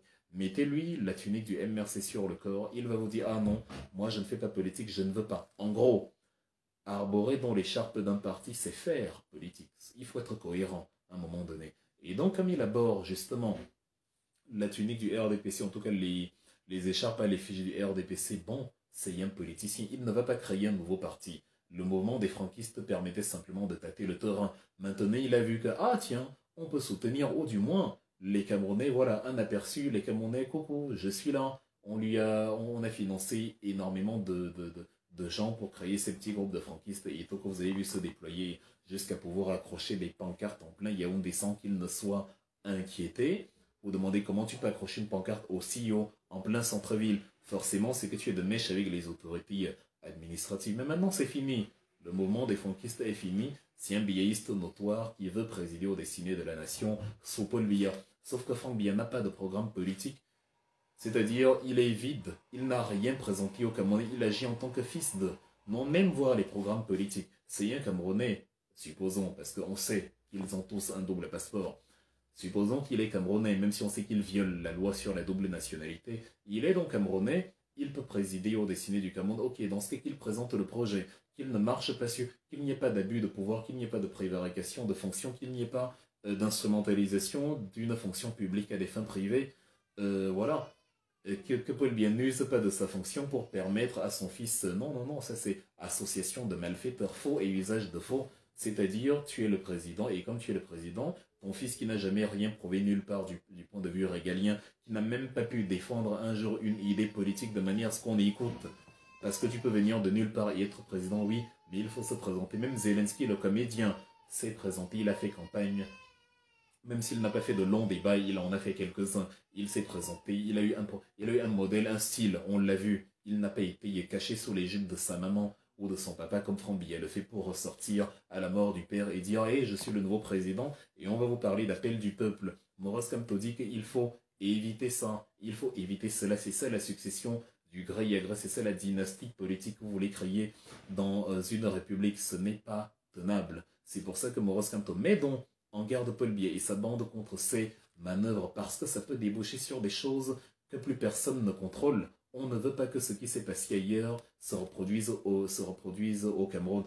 Si vous regardez bien la situation du Cameroun, vous allez constater que c'est une moyenne, c'est une tendance en fait en Afrique centrale. C'est-à-dire, le Cameroun n'est pas un cas isolé. Ce qui se passe au Cameroun et ce qui se passe dans tous les pays d'Afrique centrale, excepté la République centrafricaine. Parce que quand vous allez au Congo, vous allez voir que Christelle Sassou Nguesso, le fils de Denis Sassou Nguesso, bah, il est pressenti pour lui succéder. Il est déjà préparé là-bas, on ne se cache même plus. C'est la dynastie. Vous allez voir que quand vous allez au Tchad, c'est déjà acté, Mahatma Idriss Déby est devenu le président à la mort de son père. Pourtant, il y a eu une constitution au Tchad. Elle était toute neuve puisqu'elle avait été révisée le 14 décembre 2020. Et elle disait que c'est le président de l'Assemblée, c'est le président de la Chambre du Parlement qui justement va organiser les élections sous les 45 jours et justement qu'il allait assurer l'intérim, mais sans par la suite se porter candidat et que justement, voilà, le pouvoir allait être remis au peuple et que voilà, le pays allait continuer comme ça. Mais qu'est-ce qui s'est passé? Idriss Déby, le fils, a pris le pouvoir. Vous allez maintenant en Guinée équatoriale. Théodorin Obiangema n'attend que la mort de son père pour devenir président de la Guinée. Il n'y aura pas débat, il n'y aura pas élection, il n'y aura rien. D'ailleurs, Obiangema a gagné avec 97% les élections passées. J'étais même à 99, je suis surpris qu'il n'ait que 97. Il a dû y avoir une erreur. Donc, Théodorin, le fils, a déjà gagné les élections. On est en dynastie. Maintenant, vous allez au Gabon. Qu'est-ce qui s'est passé au Gabon? Albert Bernard Bongo est mort en 2009. Ali Bongo Ondimba a pris le pouvoir à la suite de son père. Donc, voilà. Autour de nous, 5 pays sur les 6 préparent une succession dynastique. Et Maurice Kamto dit qu'il faut éviter cela. Parce que c'est un modèle, c'est un schéma qui se dessine. C'est un modèle. Or, la situation du Cameroun est très complexe. Maurice Kamto dit que la sociologie camerounaise est complexe, elle est compliquée. Il y a beaucoup de choses qu'on a cru que ça allait marcher ailleurs. Ça n'a pas marché au Cameroun. Les biaïstes vous disent, quand ils vous accusent de vouloir faire un coup d'État, ils vous disent les coups d'État qui marchent au Burkina Faso, au Mali, ne peuvent pas marcher au Cameroun parce que le Cameroun est un pays à part. Je veux bien. Mais qu'ils se mettent donc dans la tête que c'est valable dans les deux sens. Les perpétuations, les pouvoirs dynastiques pharaoniques et consorts qui se perpétuent ailleurs et qui sont rendus possibles ne sont pas forcément applicables au Cameroun. Parce que c'est la première succession du Cameroun à la mort de Biya. Et on sait qu'au départ, ça s'est passé de manière pacifique parce que Amadou Ejo, encore vivant, encore bien, il a dit « je délègue à mon premier ministre, je démissionne ». Et donc, dans la folie, avec une sorte de consensus, on a élu, entre guillemets, Paul Biya président. Mais là, on assiste à la première véritable transition au Cameroun. Donc, on ne sait pas ce que ça va donner. Maurice Kamto dit quelque chose de fondamental. Il dit « Pour les puissances internationales qui voudraient se mêler des affaires du Cameroun, il est plus facile et moins coûteux d'ailleurs, même pour ces puissances-là, de gérer un code électoral, en tout cas l'organisation d'un dialogue national avec code électoral consensuel, que de gérer une crise politique terrible avec des morts, une guerre civile et toutes les convulsions que ça entraîne. Donc, la communauté internationale est appelée à se joindre au MRC pour justement la réforme du code électoral, comme le demande le MRC. Et c'est ce qu'on vous disait depuis le début quand on disait que le MRC va aller aux élections, certes, mais à aucun moment ça ne signifie que nous avons abandonné le combat pour le plan national de résistance. À aucun moment ça ne signifie que nous avons croisé les bras et qu'on dit que bon voilà, on va aller aux élections et on va gagner. Non, on n'est pas naïf, on continue de se battre. Les élections, si en 2025, si Paul Biya reste en vie, c'est en 2025, et donc, même s'il est déjà mort, enfin, il est déjà mort, le Cameroun n'a pas de président, mais si l'homme Paul Biya reste en vie jusqu'en 2025, évidemment, voilà, on a le temps, on a encore 2 ans pour essayer, voilà, pour bousculer, 3 ans même, vu que c'est à la fin de l'année 2025. Donc on a 3 ans pour bousculer, pour que les choses bougent, pour bousculer, appeler la communauté internationale qui se veut défenseur de droits de l'homme, à venir prouver qu'elle défend les droits de l'homme, c'est-à-dire elle doit amener le Cameroun, le gouvernement camerounais, à procéder à la réforme du code électoral, et non simplement nous dire que oui, l'ONU appelle les deux parties au calme, les rebelles doivent déposer les armes, les machins. Non, non, on ne veut pas en arriver là. C'est ce qui a ourdi la crise du Nozo. Le Nozo réclame quelque chose, le gouvernement joue les bolos de guerre et dit non, on va pas faire, vous n'allez rien faire, ça vous énerve, et alors on va rien réformer et tout. Sauf qu'il y a des gens qui sont différents de Maurice Kamto et qui, eux, utilisent l'option radicale, qui eux donc se radicalisent et prennent les armes contre l'État du Cameroun. On ne veut pas que la même chose arrive justement pour le Cameroun, et donc la communauté internationale est appelée justement à agir dans ce sens-là. C'est totalement ubuesque de voir Paul Biya dire aux Américains que ah oui c'est très bien, vous avez arrêté ceux qui financent le terrorisme là-bas aux États-Unis. J'invite d'autres pays à emboîter le pas. À ce moment-là, ce sont des pays amis. À ce moment-là, ils ne parlent pas d'ingérence. Le jour où les États-Unis, le jour où Joe Biden va l'appeler et lui demander, mais j'ai appris que Rodrigo Ngadeo est mort. Est-ce que tu peux m'expliquer ce qui s'est passé? Paul Biya va venir, il va envoyer toutes ses ouailles à la télévision, vous expliquez que les États-Unis n'ont pas à se mêler des affaires du Cameroun. Vous expliquez qu'il y a aussi des inondations à New York et que les Américains, voilà, que le Cameroun n'est même plus développé que les États-Unis. Quand on pense qu'une seule mini-bombe, si les Américains l'avaient voulu, si on était encore à l'époque des barbares, une seule mini-bombe suffit à raser toute la région du centre, Yaoundé et ses environs. Je ne sais pas d'où vient la force au Cameroun de parler si les grandes puissances décidaient de nous rabattre le caquet avec une petite arme nucléaire de la semaine.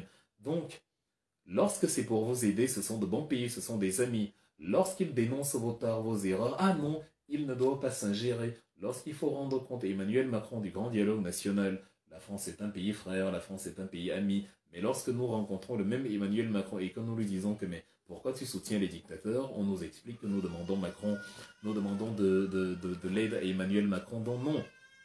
Il ne faut pas, Maurice Kamto prend à témoin l'exemple des pays auxquels nous avons eu affaire, c'est-à-dire le Togo, justement, avec ces derniers temps, la crise qu'il y a eu avec M. Faure Gnassingbé, l'exemple qu'on a eu au Gabon avec Jean Ping, et Omar Bongo en 2016, l'exemple qu'on a eu au Tchad avec la boucherie, où Mohamed Idriss Déby a confondu les Tchadiens avec un morceau de soya et il a commencé à les charcuter, à les canarder, à molester tous les groupes Success Masra, Rice Game et tout. En fait, voilà, on ne veut pas que ce type de situation arrive. Et il vaut mieux prévenir que guérir, comme on dit. C'est ce que Maurice Kamto dit. Voilà le message qu'il annonce aujourd'hui. C'est le même message que les anglophones ont annoncé en 2016 quand ils sont allés manifester. Ils ont dit, mais nous ne voulons pas être membres de l'OHADA. C'est l'Organisation pour l'harmonisation du droit des affaires selon le modèle français.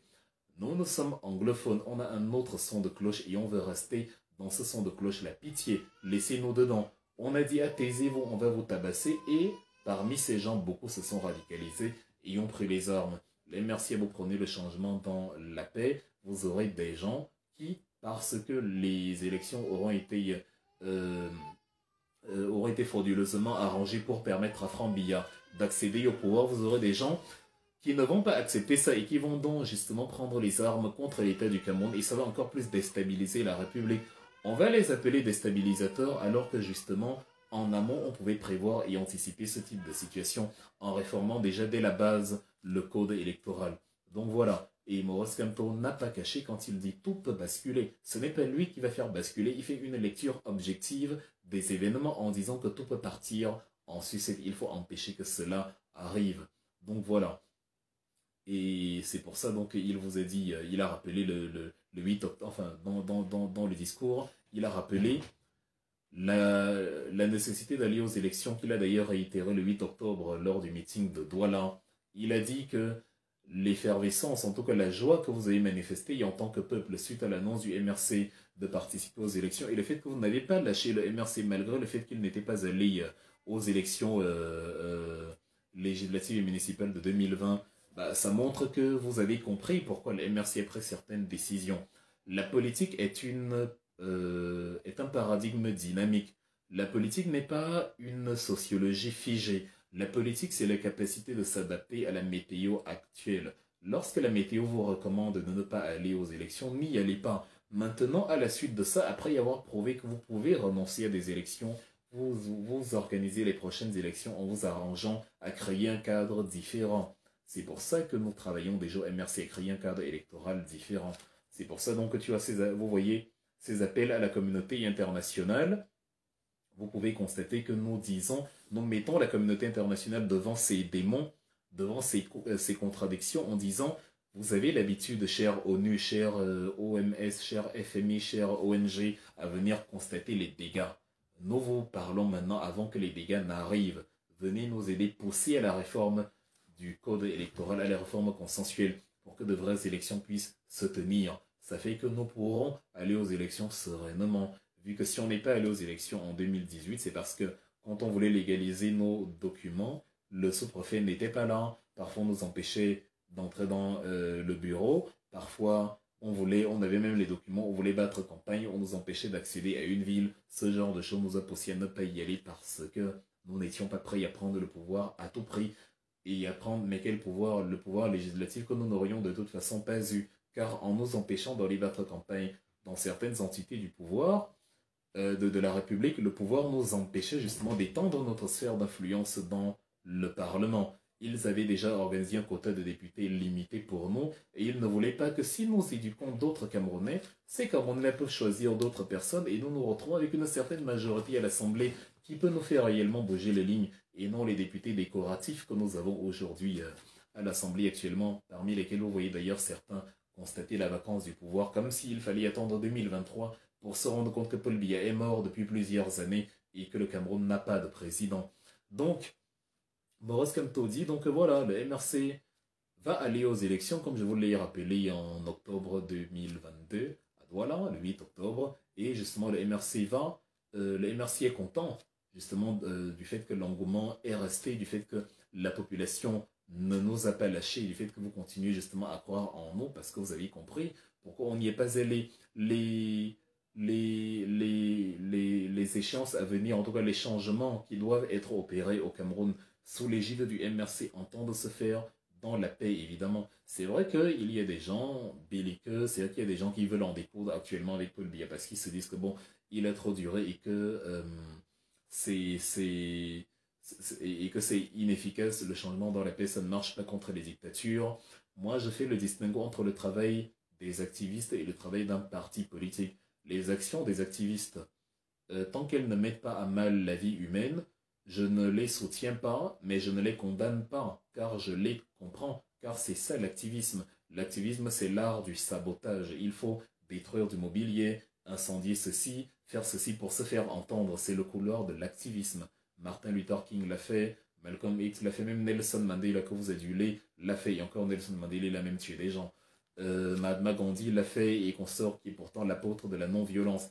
Maintenant, un parti politique, lui, il a à cœur de diriger et on ne veut pas diriger avec le sang des cornets sur les mains. Moi, j'ai peur de la guerre. Personne ne veut la guerre. Personne de sensé ne peut aimer la guerre. C'est pour ça que nous parlons, que nous débattons, que nous réfléchissons, que nous confrontons les idées. Parce que ça ne vaut pas la peine que des gens meurent alors qu'il y avait des solutions pour que tout le monde reste en vie et que tout le monde profite du pays. Chaque mort est une mort de trop. Le Nozo déjà est un lac trop profond. Nous ne voulons pas.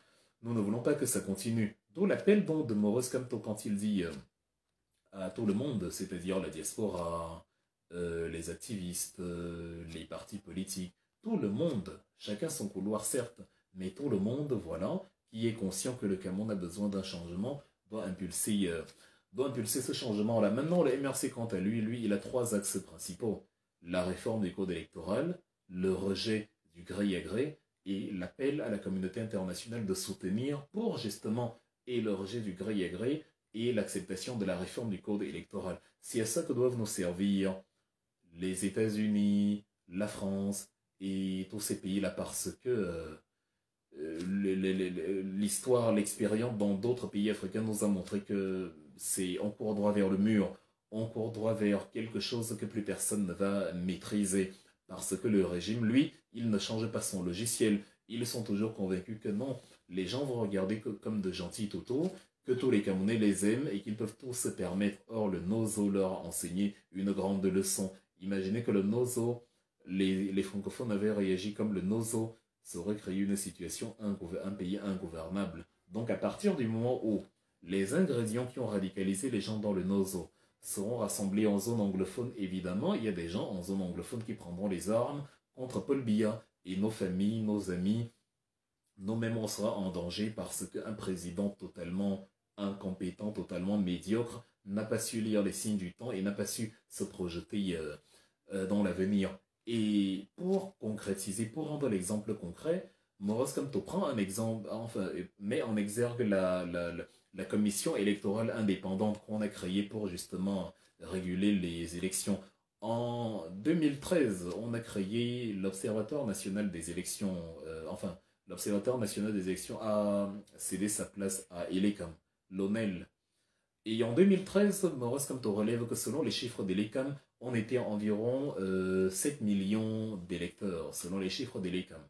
Plus tard, en 2017, on était à 6 500 000 électeurs. Bon, ça c'est le premier aveu de sorcellerie, ça veut dire qu'on a perdu 500 000 électeurs sur les 4 ans qui ont suivi. Pourtant, Elecam avait pour mission, justement, de recruter, et ils avaient annoncé 350 000 électeurs par semaine.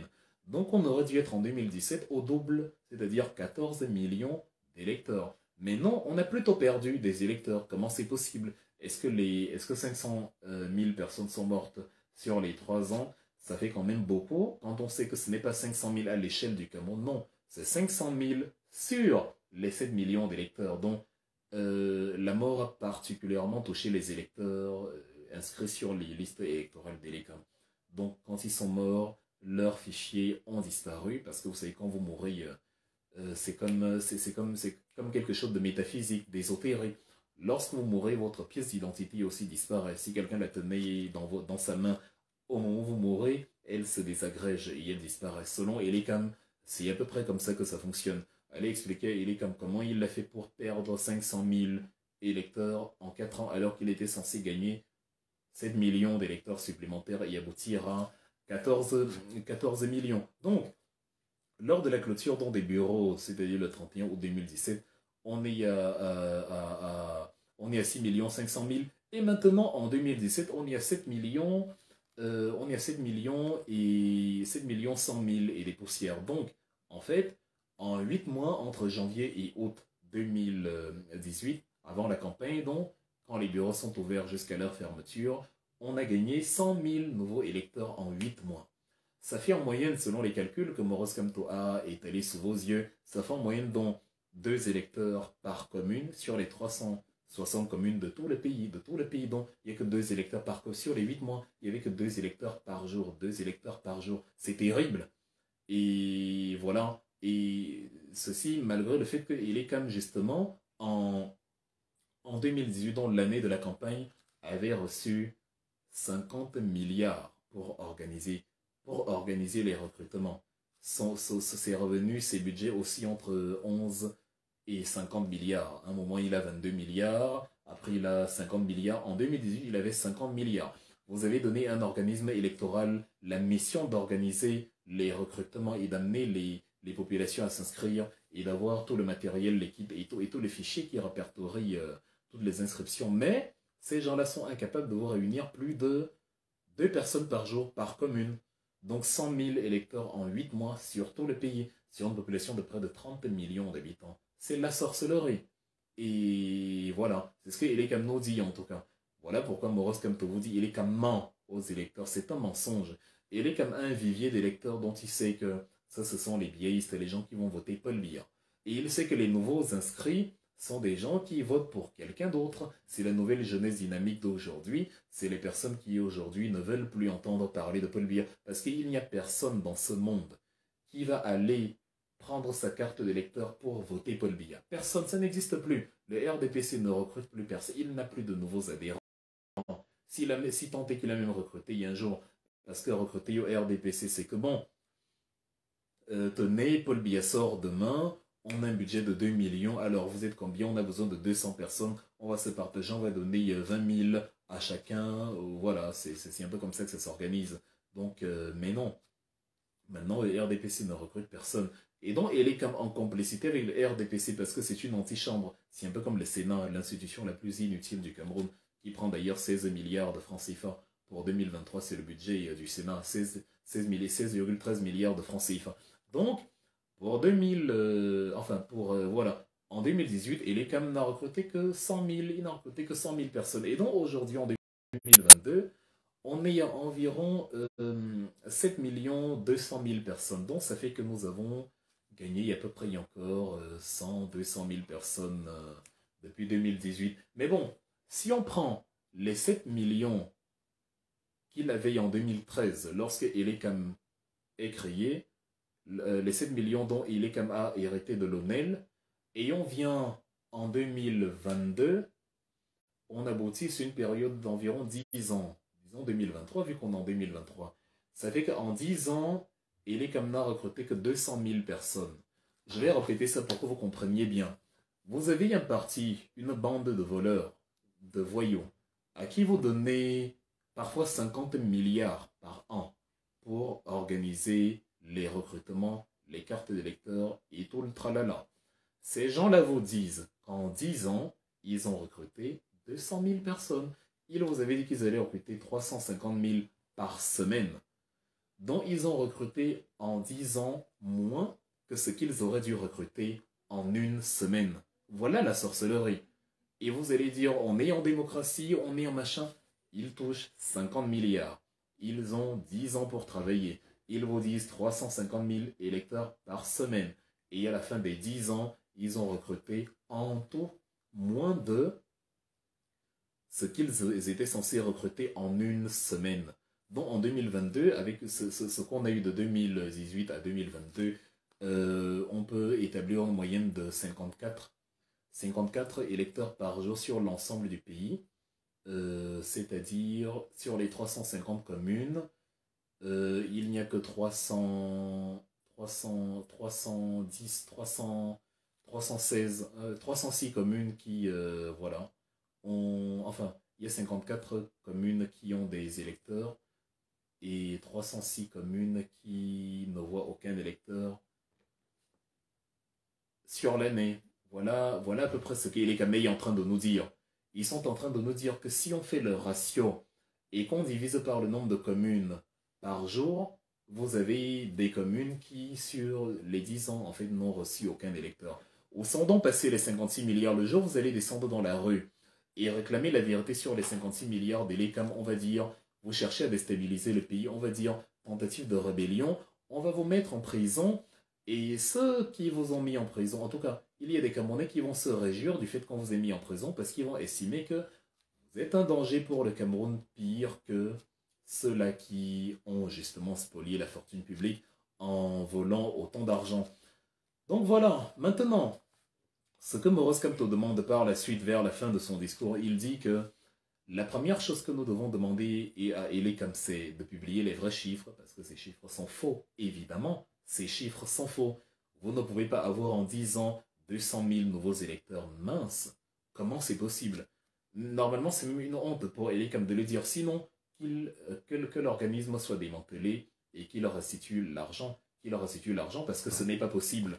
Des fonds, 50 milliards. Et il y a la route Morad Abanga, Kousseri, Keppel est incapable de goudronner depuis. Il a dit qu'il allait reprendre les travaux en 2023. Des travaux qui auraient dû d'ailleurs s'arrêter, s'achever en 2020, puisque les travaux commençaient en 2018.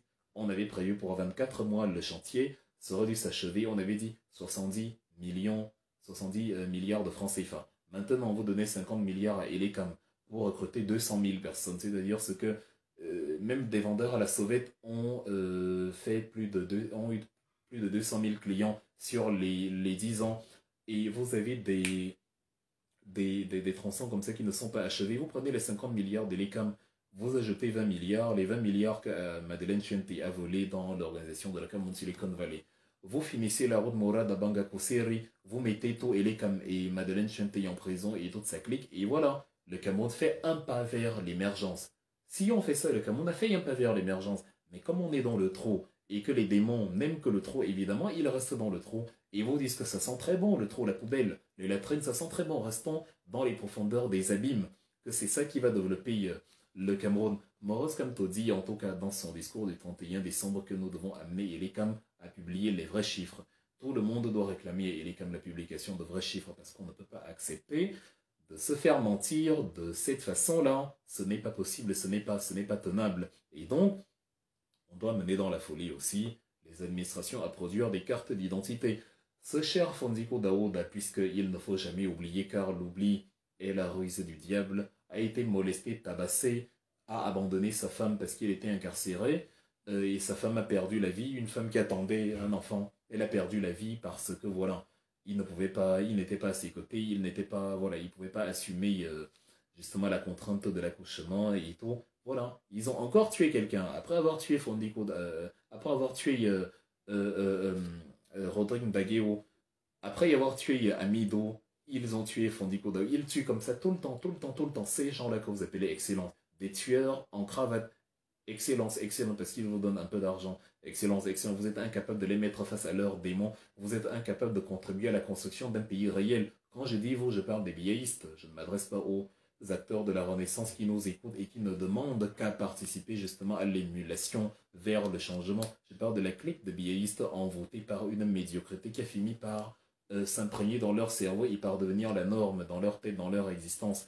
Donc, demandez aux autorités de produire des cartes d'identité parce que nous avons besoin des cartes d'identité pour justement produire les cartes d'électeurs. Mais la ruse justement du pouvoir dirigeant, quand il ne procède pas par la stagnation des chiffres, il procède par l'accaparement justement de vos fichiers pour vous empêcher justement de vous enrôler et d'avoir des cartes d'électeurs. Toutes ces ruses-là, on doit justement y mettre fin.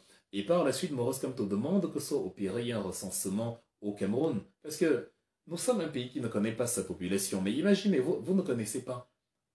Vous êtes, je ne sais pas, s'il y a 100 personnes qui regardent cette vidéo, et qu'on vous demande quelle est la population du Cameroun, vous serez incapable de fournir les chiffres vu que vous ne les savez pas. Si je demande à chacun en coulisses quel est le chiffre exact de la population du Cameroun, si vous êtes 100, on aura 100 versions différentes parce que chacun a sa population. Hier, on était 25 millions. Ce matin, à 10 h, on était 30 millions. Tout à l'heure, à 18 h on était 28 millions. Bref, personne ne sait. Parfois, on est même 35 millions. Il y a des gens qui vont vous dire qu'on est 50 millions parce qu'on n'a pas compté les habitants de son village et qui sont très nombreux dans son village. Donc, le Cameroun ne connaît pas sa population. Un autre aveu de sorcellerie. Le Cameroun n'est que sorcellerie. Lisez les travaux de Jean-Marc Hélard, qui dit que le Cameroun a atteint un niveau de ce qu'on appelle l'irrationnel. En fait, le Cameroun, c'est au-delà c'est ce que Charles Tébéyéné reprenait quand il disait c'est au-delà du paranormal. Et il était bien renseigné, vu qu'en tant que RDPCiste, il touchait du doigt la sorcellerie dans laquelle le RDPC est engouffré et qui tend à vous expliquer des choses qui n'ont ni début, ni fin, ni tenant, ni aboutissant.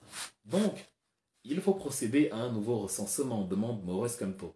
Parce que le dernier recensement du Cameroun date de 2005. De 2005, on est en 2023. C'était il y a 18 ans. On est en 2005. Donc, les résultats du recensement ont été publiés en 2010. Le recensement, donc, dont les résultats viennent 5 ans plus tard, vous savez qu'en 5 ans, la population peut augmenter de 2 voire 3 millions. C'est énorme.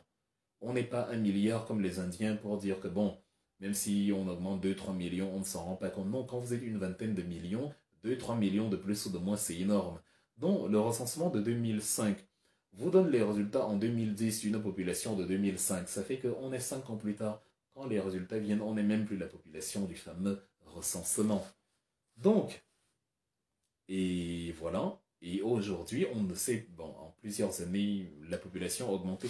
La démographie augmente. En fait, la démographie est une entité aussi dynamique que la politique. C'est-à-dire d'une année à l'autre, votre pays peut exploser, le baby boom. Et au Cameroun, on sait qu'on ne se prive pas. Ce n'est pas le pays le plus connu pour ses moyens de contraception. Bien au contraire, on s'en donne à cœur joie et du coup, nous produisons de la substance humaine. Donc, nous avons certainement augmenté sur les 18 dernières années de 2005 à 2023 d'au moins 3 millions d'habitants, peut-être même 4 millions d'habitants. Quand on va vous dire qu'on est 25 millions en 2010, peut-être c'est ce qu'on était en 2005. Et peut-être en 2010, on est déjà 30 millions. Et peut-être qu'en 2023, on est peut-être 35 millions. Je suis sûr que le jour où on fera un véritable recensement sur la population camerounaise avec des données numériques, avec une adresse, avec la possibilité pour chacun de s'enregistrer, vous serez mais très étonné par les chiffres parce que ce sera tellement décalé de tout ce qu'on nous dit depuis là. 25 millions, 26 millions, 30 millions.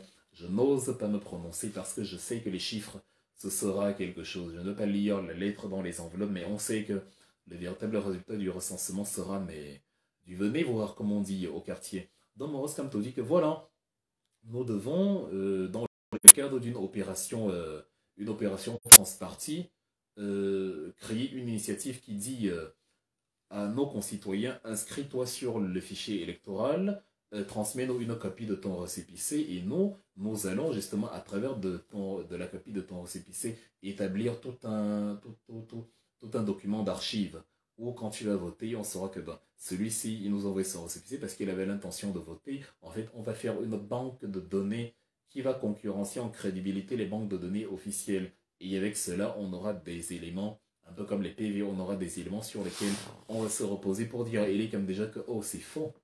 Parce que rien que le nombre de récépissés surpasse déjà le nombre de nouveaux électeurs que toi tu prétends avoir. Et on aura donc les noms, les... Voilà. Mais dans la suite de confidentialité et tout, on ne va pas divulguer vos identités et partout, mais on aura quand même les noms et les informations voilà, qui peuvent nous servir, les informations usuelles qui permettent de dire que ben, voici tel électeur qui s'est inscrit sur les listes électorales il y a quelques jours et qui est étonné que, alors qu'on a 200 millions de noms, vous dites qu'il y a, alors qu'on a 200 000 noms, vous dites qu'il n'y a que 50 000 nouveaux inscrits. Non. Donc pour contrer, il est comme dans cette initiative.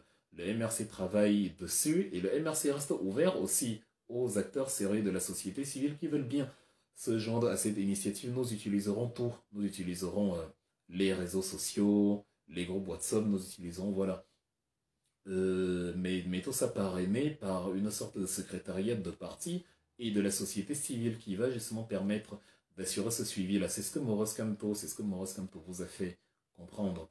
Donc, nous sommes dedans et il est important ce recensement à côté des fichiers électoraux. Il est important ce recensement parce que quand vous regardez le découpage administratif même actuel, c'est par là que Maurice Kamto termine son discours, les Les découpages, bon, déjà les élections ne se sont pas déroulées comme elles auraient dû être, ni dans le bon ordre, entre les conseillers municipaux, les conseillers régionaux et consorts. Oui, ceux qui devaient voter A, qui devaient voter B, finalement les élections de B ont lieu avant les élections de A au constituant, mais qui devait donc voter A? Bref, le Cameroun est une absurdité planétaire. Quand vous dites galaxie, vous ne savez pas ce dont vous parlez. Les galaxies, elles sont très belles.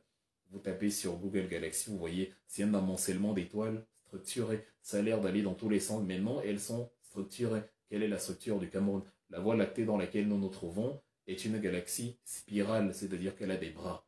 Un peu, les bras s'enroulent en vrille, comme une sorte de pizza, comme une sorte de barbe à papa. Mais le Cameroun, lui, n'a pas de structure. La structure en spirale, c'est l'une des structures les plus présentes dans la nature. Même le bébé est enroulé en spirale. Même l'escargot s'enroule en spirale. Même le mille-pattes s'enroule en spirale quand vous le touchez. Ça fait partie de la cosmogonie de la nature. Maintenant, le Cameroun, lui, quelle est sa structure? Il est quoi? C'est une ellipse, c'est une spirale. Qu'est-ce que c'est? C'est un rond, c'est un caillou, qu'est-ce que c'est?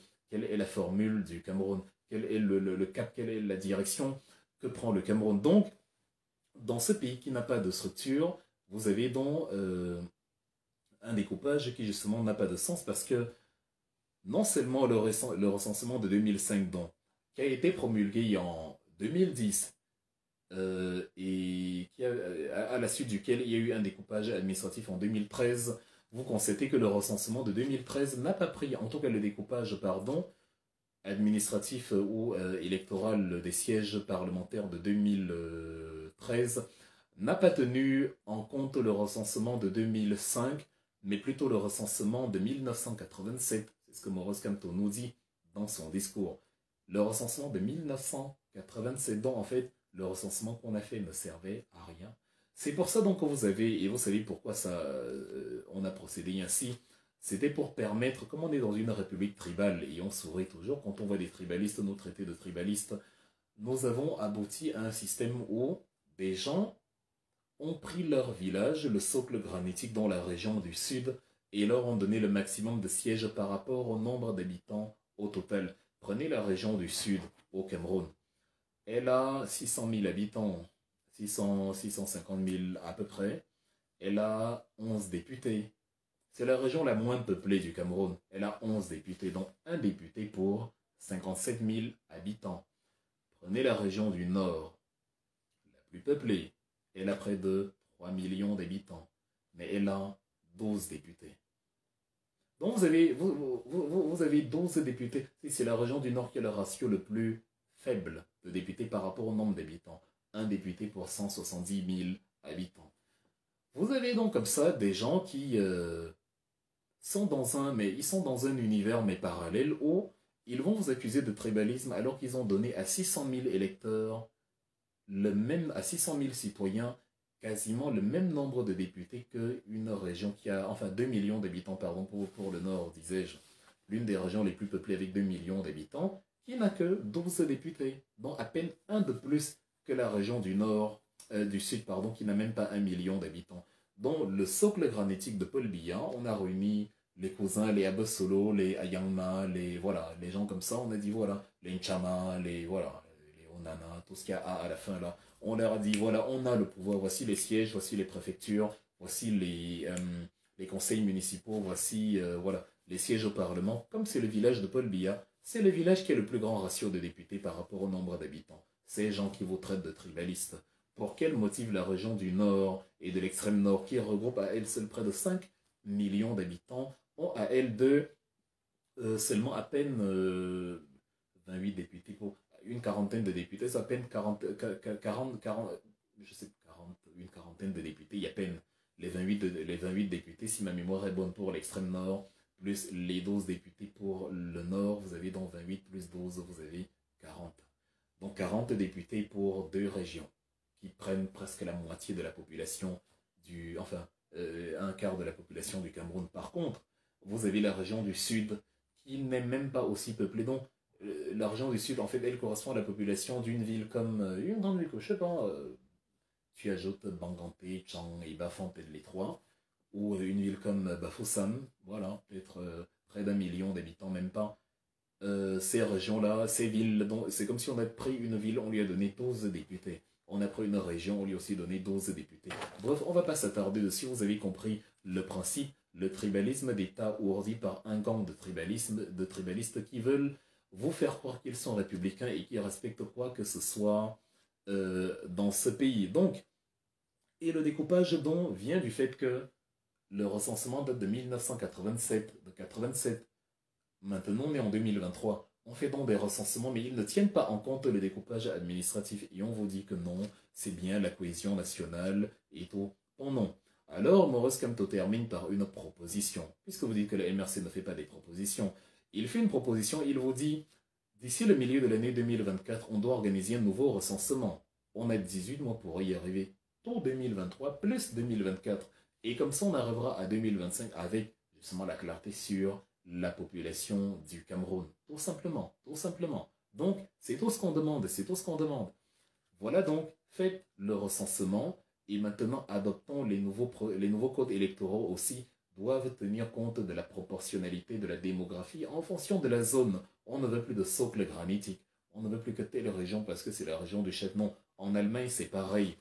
En Allemagne, avec les 16 Bundesländer, les États fédéraux, vous avez un nombre de sièges au Bundestag, au Parlement fédéral proportionnel à la taille justement des États. C'est-à-dire, on ne veut pas un État surreprésenté, on ne veut pas un État non plus trop affaibli parce qu'il est petit, on lui donne trop peu de sièges, on essaie d'établir un certain équilibre et l'Allemagne se porte très bien. Donc, on veut la même chose au Cameroun, apprenez un peu à copier aussi les modèles positifs. Donc, Maurice Kamto demande un recensement pour 2024 et il dit il faut reprendre vos esprits. Il fait un pied de nez taquin aux députés. D'ailleurs, ça me plaît beaucoup. Il dit reprenez vos esprits, chers députés, chers je sais quoi. Parce que vous avez peur, je sais que vous avez peur, qu'avec un consensus électoral, avec un processus clair, crédible, vous ne serez pas élu. Vous allez perdre les fonctions que vous avez. Mais on ne vaut pas le bien de quelques personnes pour... c'est pas ça qui va développer le Cameroun, non. Ce qui va développer le Cameroun, c'est le bien-être de tous, l'eau potable pour tous, plutôt que le champagne pour quelques-uns. Nous sommes comme Thomas Sankara, on ne veut pas le Petrus pour Famandongo. On veut l'eau potable pour Atangana, Kamdem, Barga, Amido et tous les Camerounais du quotidien. Et on veut qu'ils aient de l'eau potable, qu'ils aient à boire. On veut le bien-être de tout le monde. Donc Maurice Kamto vous dit, n'ayez pas peur, c'est l'intérêt supérieur du Cameroun qui prime. N'ayez pas peur parce que voilà, nous visons loin parce que ce que nous faisons, même si personnellement ça vous met mal, ça va mettre le Cameroun au sommet et ça va permettre que certaines hérésies, aussi bien sur le plan politique que sur le plan économique qui avaient lieu avant, n'auront plus cours aujourd'hui. Donc, dans la foulée, dont Maurice Kamto réitère son salut à tous ceux qui ont été arrêtés, c'est par là qu'il conclut, à tous ceux qui ont été arrêtés dans le cadre de leurs activités politiques, tout ce qui, de Olivier Bibo-Nissak à Alain Foguet, à qui je souhaite d'ailleurs ici une superbe année 2023, tous ceux qui ont été arrêtés dans le cadre de leur activité politique, tous ceux qui ont cru en la Renaissance, tous ceux qui ont été convaincus que leur combat est pour la justice. Je me joins à un autre président pour dire je ne vais pas vous trahir, je ne vais pas délaisser la Renaissance tant que la Renaissance croira en ses idéaux et se battra pour le Cameroun. Si elle le fait à l'infini, je resterai là à l'infini parce qu'on combat pour la justice. On n'est pas derrière un homme, on n'est pas derrière un dogme, on est derrière une idée. Et si l'homme incarne l'idée, on va suivre l'homme aussi longtemps qu'il incarne l'idée. Donc une chaleureuse bonne année à Olivier Bibo-Nissak, une chaleureuse bonne année à Alain Foguet, une chaleureuse bonne année à Mama Pilon, et à tous ceux qui étaient ou sont incarcérés encore actuellement. Et voilà, nous allons continuer justement de faire ce qui pour nous conduit le Cameroun vers le haut. Maurice Kamto a salué notamment le travail des Nations Unies sur la détention arbitraire, le groupe de travail qui a non seulement prononcé l'acquittement des prisonniers politiques, mais qui a même aussi prononcé des dédommagements pour ces gens-là, Olivier Bibo-Nissak, et même ceux qui ont été au MRC comme Célestin Jamen et qui ont subi des sévices à l'époque, même s'ils nous insultent aujourd'hui, nous n'avons pas le temps pour ça. Nous continuons justement de considérer leur valeur humaine et de demander qu'ils soient dédommagés à la juste valeur de ce qu'ils ont subi par ce gang de malfrats-là qui est prêt à tuer ceux qui ne pensent pas comme lui. Donc voilà. Et nous, le président dit que quel que soit l'avis qui est prononcé à la fin sur cette histoire, il est en tout cas content du fait que cet avis est prononcé, quelle que soit la considération que le gouvernement va en faire. Il est content que l'avis ait été prononcé. Ça fait au moins que devant la face du monde, ces gens sont innocents et qu'il n'y a que la barbarie du régime qui reste voilà, active et qui l'a fait rester en prison aujourd'hui. Donc, pour terminer avec lui, je répète ces mots, aucune attaque ne nous ébranlera, aucune violence ne nous déboussolera, et aucune bassesse ne nous déboussolera, et aucune violence ne nous déraillera. C'est dans ce contexte que moi aussi, je vais prendre congé de vous. Je vous remercie d'avoir suivi ce live qui a été particulièrement long. Je vous quitte avec l'hymne de la Renaissance. Et je profite pour vous rappeler que mon livre « Tu dois t'impliquer » est toujours disponible. Pour ceux qui veulent l'avoir, il y a deux possibilités. Si vous voulez l'avoir immédiatement, vous l'achetez sur Amazon. Il coûte 20 € pour ceux qui sont dans les diasporas. Et si vous voulez avoir un exemplaire signé, ça prend un peu plus de temps parce que je suis pris par beaucoup d'activités, mais vous l'aurez tôt ou tard en exemplaire signé. Voilà, comme ici sur une page, il a déjà été signé pour quelqu'un. Donc, vous aurez un exemplaire dédicacé. Voilà, il est à 20 € le frais, enfin le prix du livre. Évidemment, il s'y ajoute les frais de poste et tout, mais voilà, ça dépend de la position du monde dans laquelle vous vous trouvez. Je vous invite à l'acheter autant que possible parce que il résume justement mon idée de l'implication politique, mon idée du MRC. Et vous voyez que je suis ouvert pour discuter avec vous. Je partage avec vous ce que je pense de la Renaissance. Je décortique le discours de Maurice Kamto à visage découvert pour vous faire comprendre que ce n'était pas des paroles en l'air et que tout ce qu'il a dit est défendable et qu'à un moment donné, débattre avec le RDPC, c'est plus ou moins perdre son temps. Nous préférons éduquer les acteurs de la Renaissance. Il y a des gens qui m'ont demandé pourquoi tu ne passes plus à la télévision. Bon, il y a des gens qui passent à la télévision pour le compte du MRC. Je repasserai à la télévision, c'est sûr, plusieurs fois au cours de cette année, ça c'est clair. Mais en attendant, nous sommes préoccupés par l'éducation de ceux qui veulent tendre l'oreille à la Renaissance et non quelques zouaves qu'on a payés pour venir distraire l'opinion publique à la télévision et qui ne nous laissent pas nous exprimer et présenter l'idéologie politique du MRC. Donc voilà, le livre Tu dois t'impliquer qui parle de ma campagne politique. Et en 2018 au Cameroun, j'y ai passé presque toute l'année. Pour ceux qui nous disent viens ici au Cameroun, enfin on s'en amuse toujours. Enfin bref, vous saurez tout ici, il y a du bon commérage politique et il y a de la bonne analyse politique. Donc voilà, merci à vous et une fois de plus, bonne année 2023, portez-vous bien.